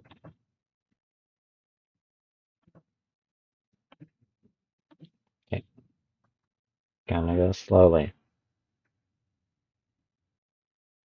There's too much going on at 5 seconds apiece. Okay. Playback speed. Order. Let's give 5 seconds. 5 seconds.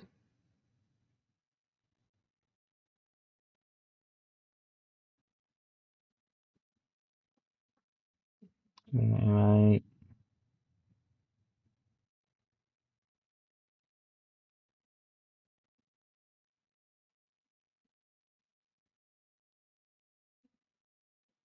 What's going on?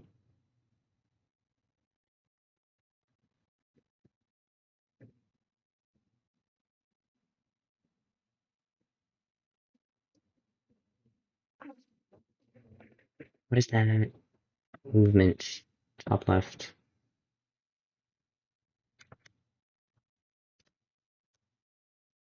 Moves forward, slides, turns around as velocities like instant. Turn around. About movement in the air.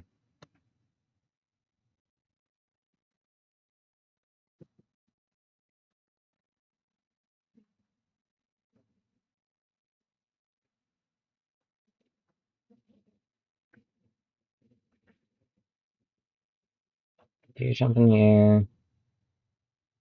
Okay. You can jump and turn around? So that's good to know.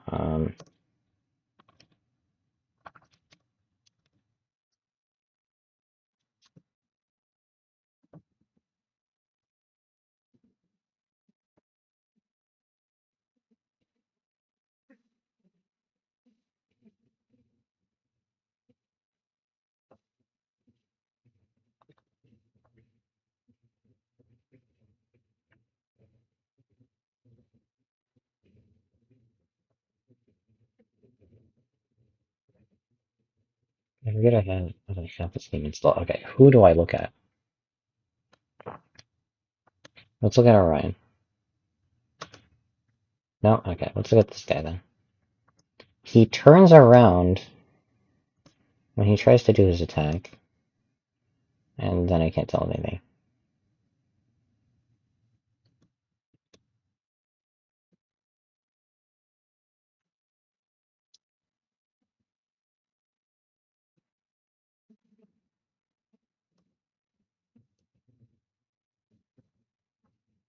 I need to see someone turning around in the air.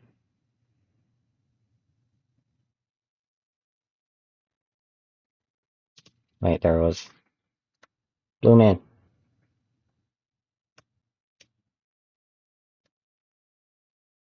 While turning around before his velocity, just like when the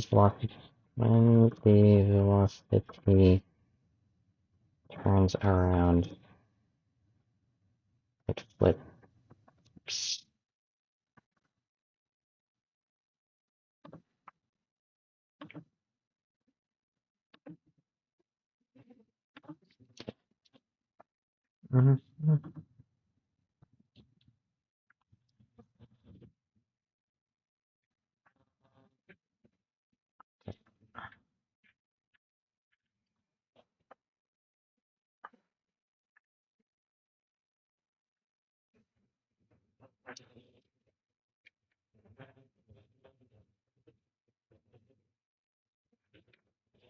Another option is one option is lock on using R3 or L3, which my controller's not up there, but like if I actually did want to lock on, R trigger.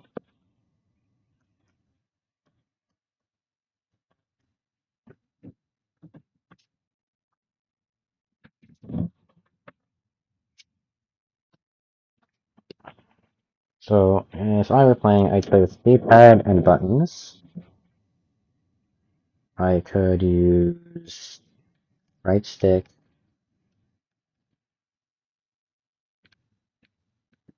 Um,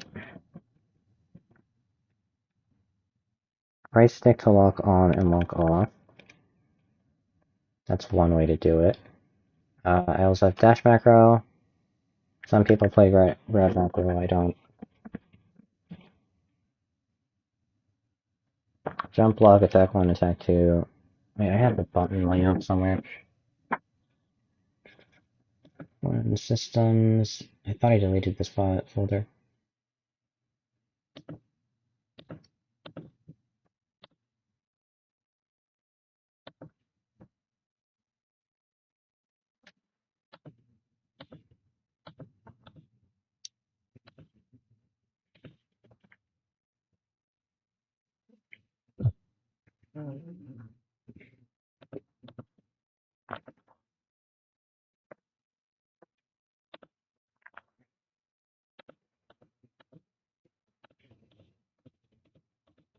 Where's my button layout? Story stuff. No. To-dos.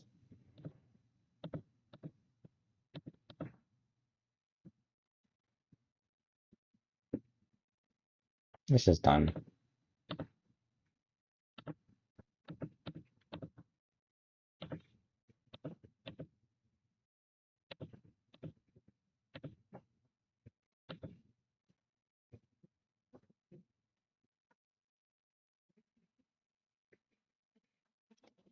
I feel like it's somewhere.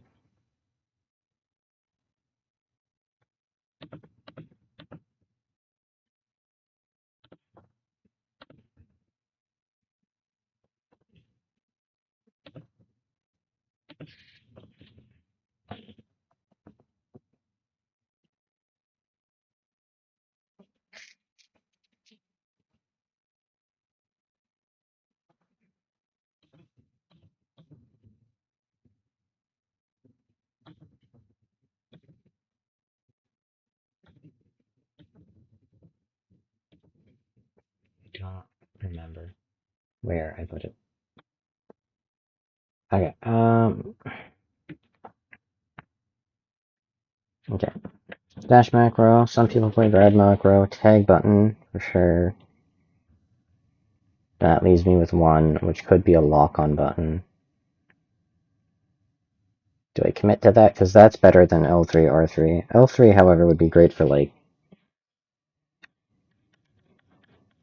Yeah, you're not... Unless you're actually going for it, you're not using it. L3, R3 would be... Sorry, L3 would be great for some people. I can just imagine trying to play this game.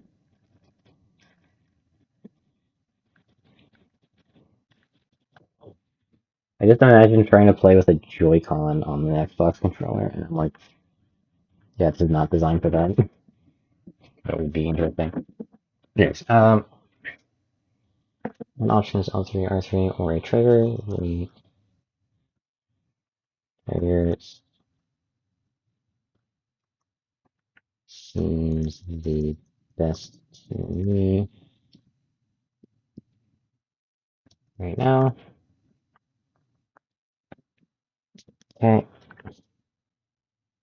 As a D-pad user.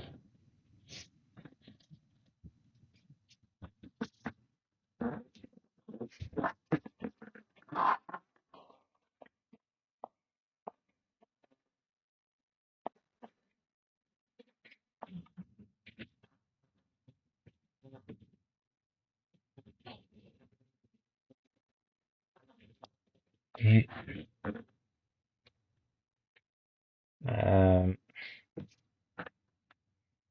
Lock on turns you to face the opponent.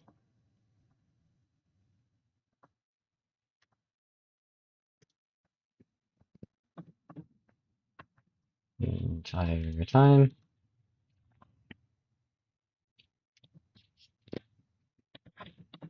Excluding during lock. Lock off. Gives free movement.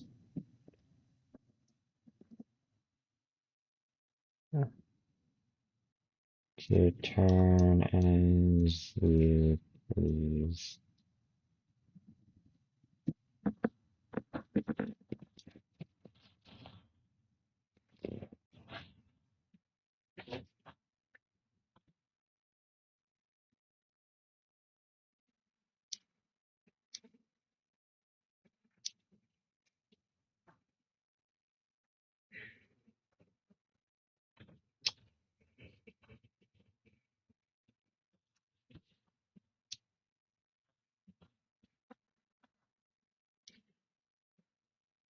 Yeah. When do I want? I want to be able to use the attacks literally whenever. I want someone to be able to literally attack someone backwards. Turnaround delay for movement, direction commit on block, press for blocking. What? Entries. Okay. When press block, also press the direction to change the facing direction.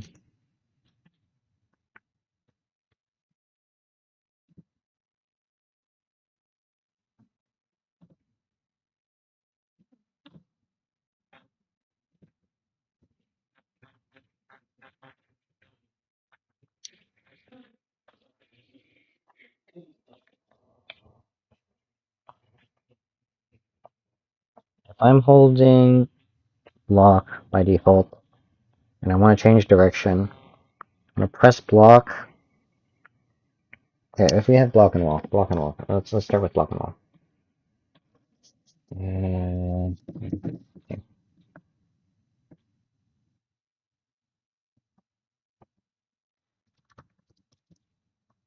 Okay. Walk in the same.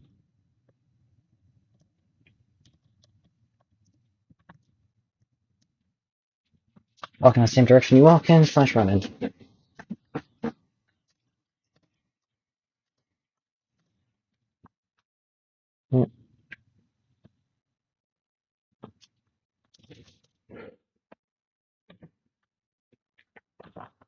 Mm-hmm. Tap block is buried.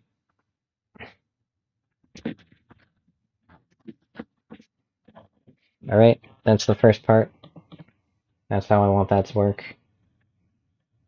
Then, from that, you block. Okay, so you block in the direction you want to face. If you want to do a quarter circle back,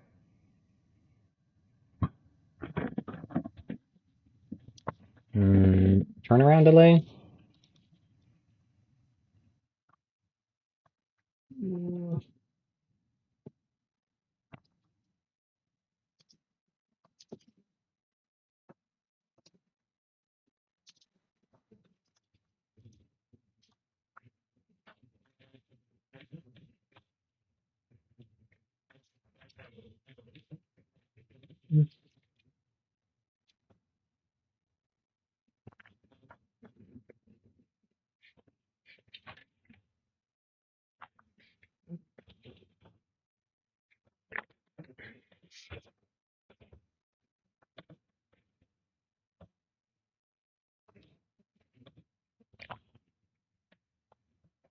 Okay.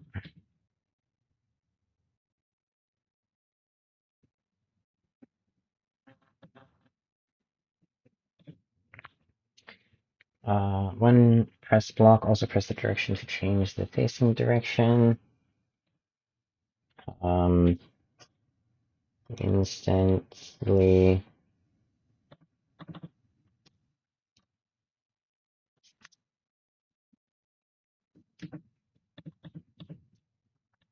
Block and walk in the same direction. Tap. Tap block is parry.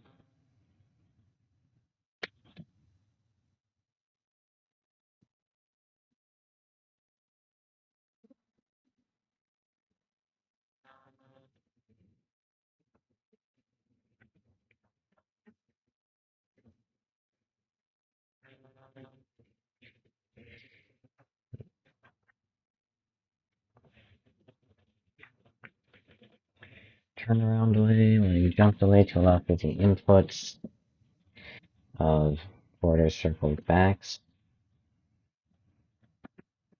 Inputs of back moves.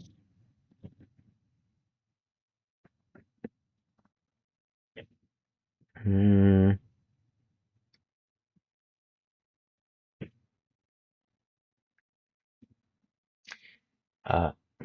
Let's do large turnaround delay, like jump delay, to allow for the inputs of back moves.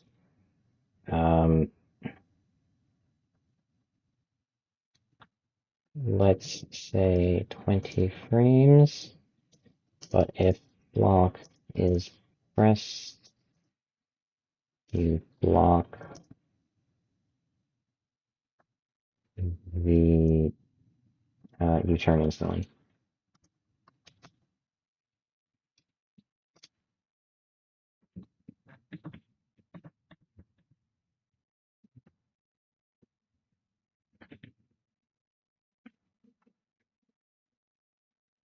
Mm-hmm.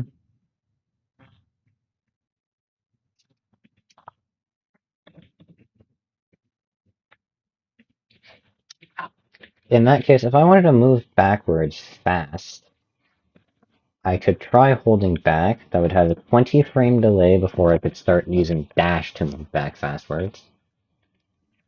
Let's say 20 frames, and also makes dash a back dash.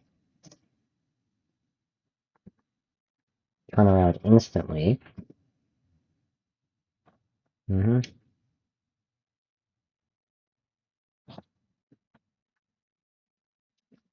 Like, fear is running away from the player too much. I might have to implement a system like GG Strive.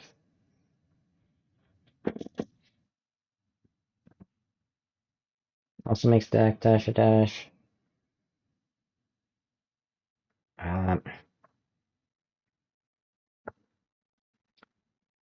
Or dash will always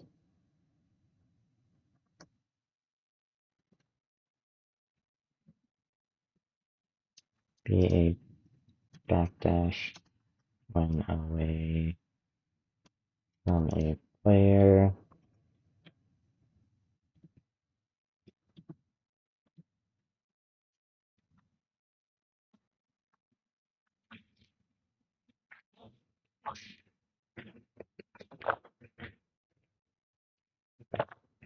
Yeah, 'cause back move speed is really slow. If I wanted to turn around quickly, I would go like back block dash. That still takes a decent amount of time. Uh,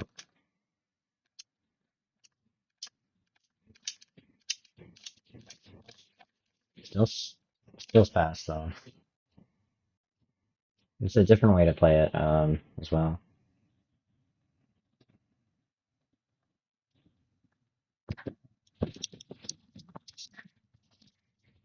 I think I like that. It's got to be a turnaround delay. I think it's got to be a turnaround delay. Um, mm,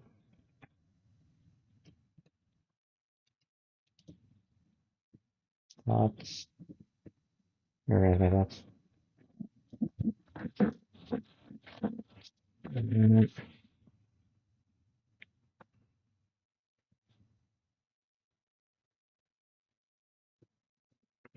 here's your ideas and dash cases.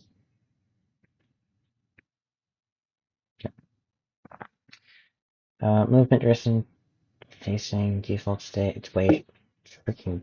It's way too long.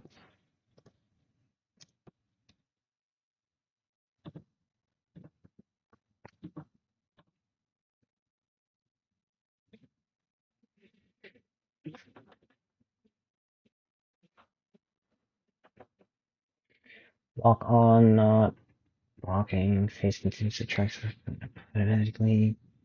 Neither active default facing allows the 20 follow 20-frame movement turnaround delay. Dash away from one equals backdash. This delays but protects former circle back motions from being interrupted by within face.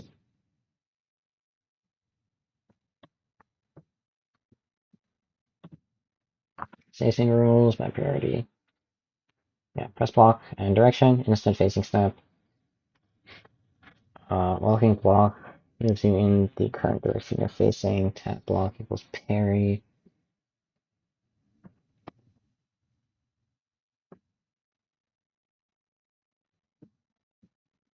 Auto faces away.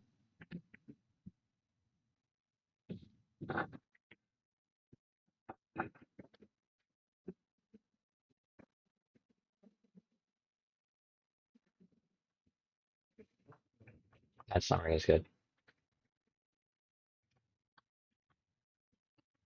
Yeah.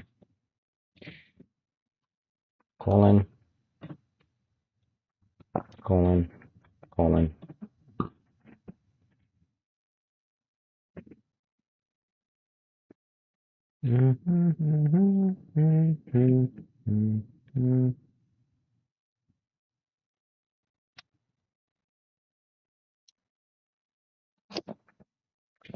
Now, there's two ways to actually have this. Walk on one.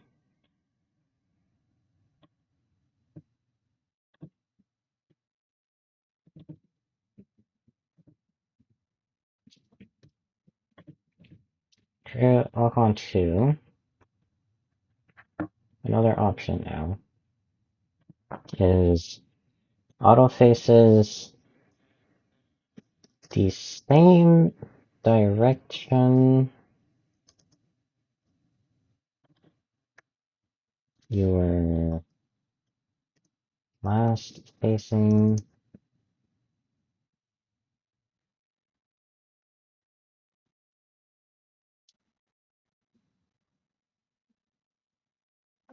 Auto faces the same direction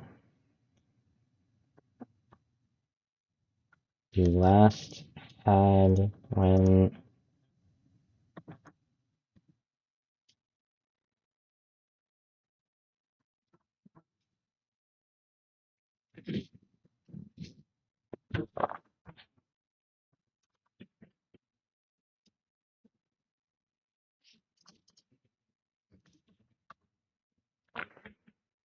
except suspend while blocking.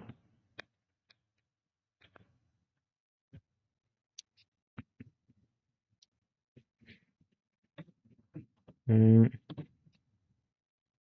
Oh, it's out? Okay. I just need a rewording of that. Lock on one always faces the same, always faces opponent. Auto faces opponent always. Auto faces same direction you last had with the opponent.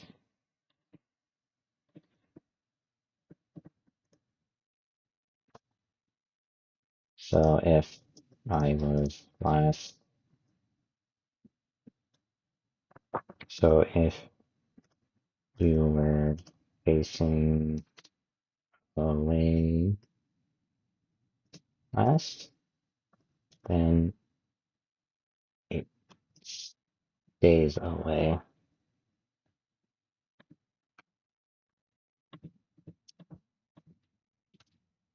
If you were facing away last, then it stays facing away.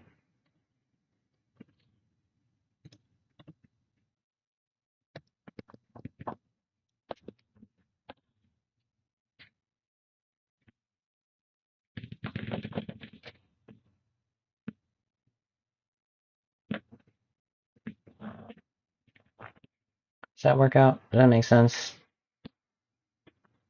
Okay. That's definitely a thing that I will need to eventually re-implement in a better way than before.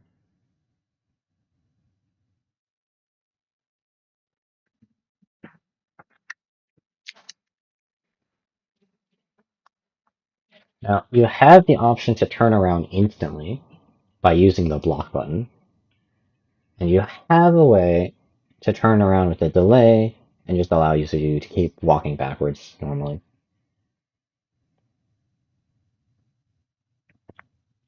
Mm-hmm.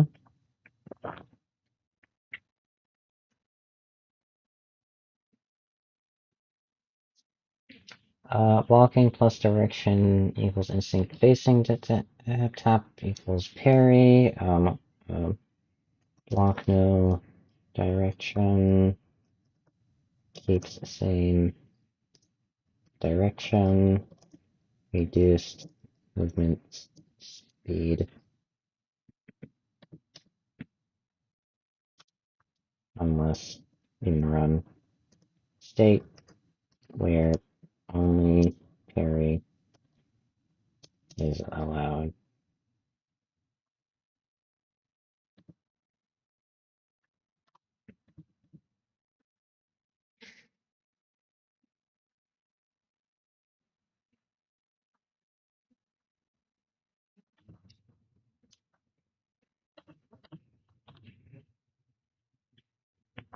Hmm.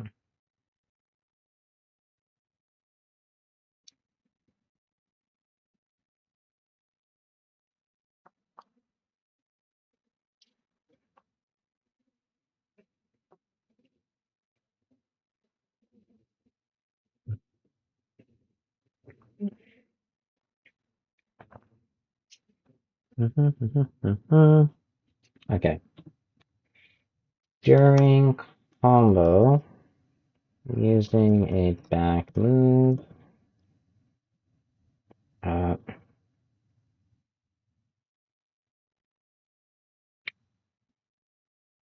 during combo using back move. This is an interesting case. Can cancel into block?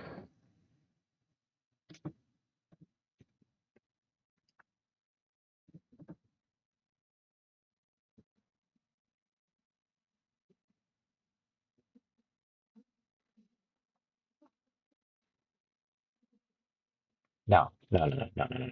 Not cancel into block. That seems way too strong. Does it? Does it? If we make a unsafe special move that can be canceled, well then I think we'll just cancel into something safe.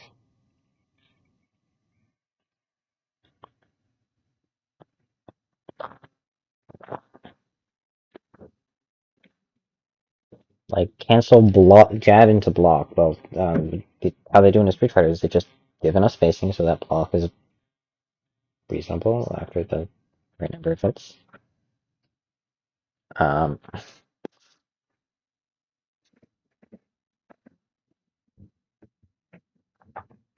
Using a back move, if the move is cancelable, then keep 3. Yes. Okay. Wait, no. There's multiple cases to this thing. Move has turn around property. Move is can cancelable.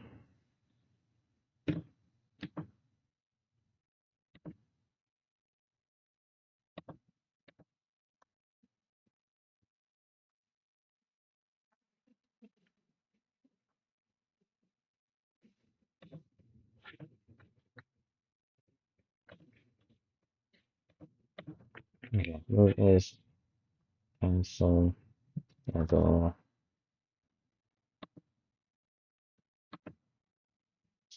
Um, Without property.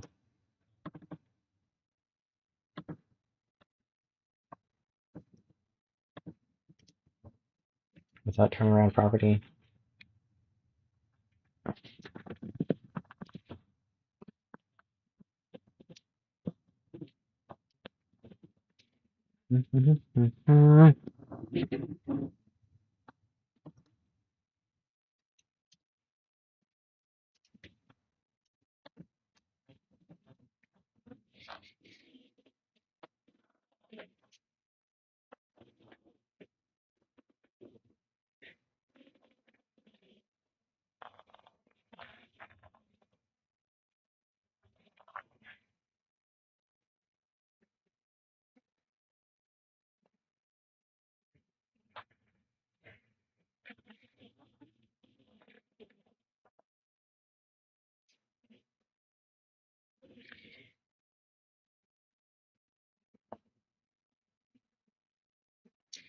How does forward block really affect the game?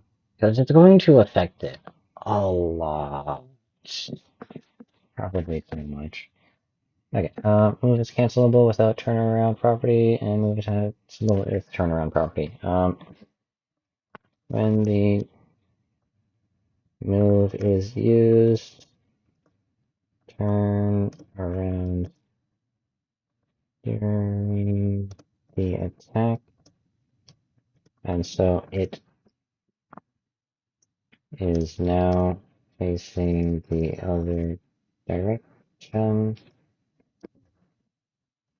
and so you'd get a forward special move.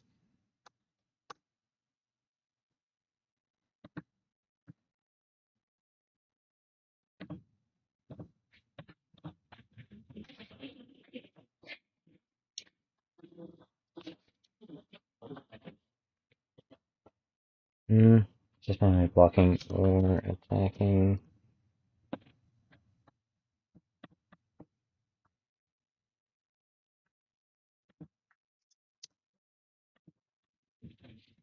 Okay, move is cancelable without a turnaround property. You'd get a special move.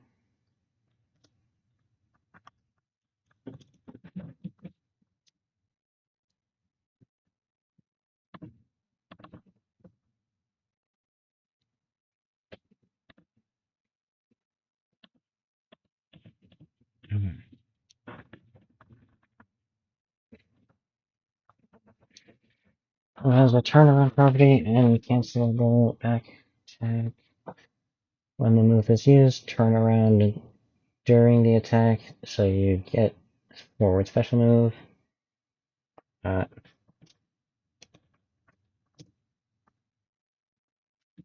Universal back attack.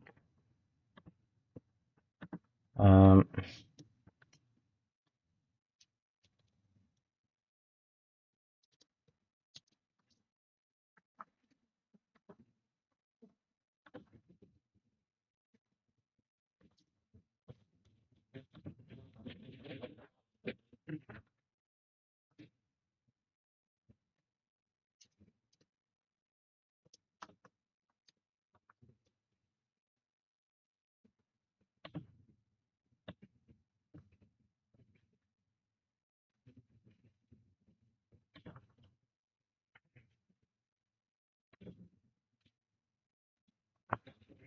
down, back,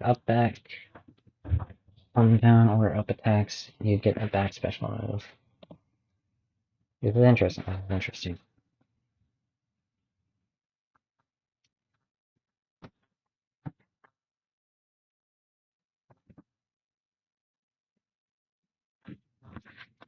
Ideas for characters and abilities. Did I write a character already that just like I did not? Okay, well, HR that never faces you and simply beats you up without looking, or let this apply. Okay, no, I'm just gonna call them Michael Jackson because that's like the only person I think that's done the moonwalk that I know of off the top of my head. Mikal Jackson. I don't know how to spell his name. Uh, Out looking at your character and always is moonwalking. That's my guess, but I don't even know if it's right. Um, I don't know culture. Don't know if this thing is right. But I'll go with it.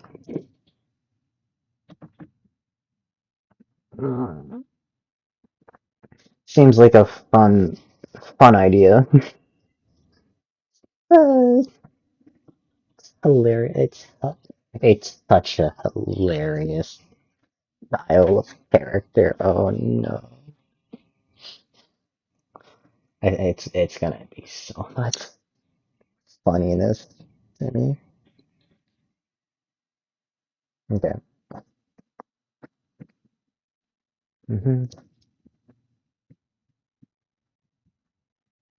Okay. Yeah, I'm probably gonna end it there. It's already past 5, which is more than I probably expected it to be. Yeah, last see you tomorrow. Bye bye.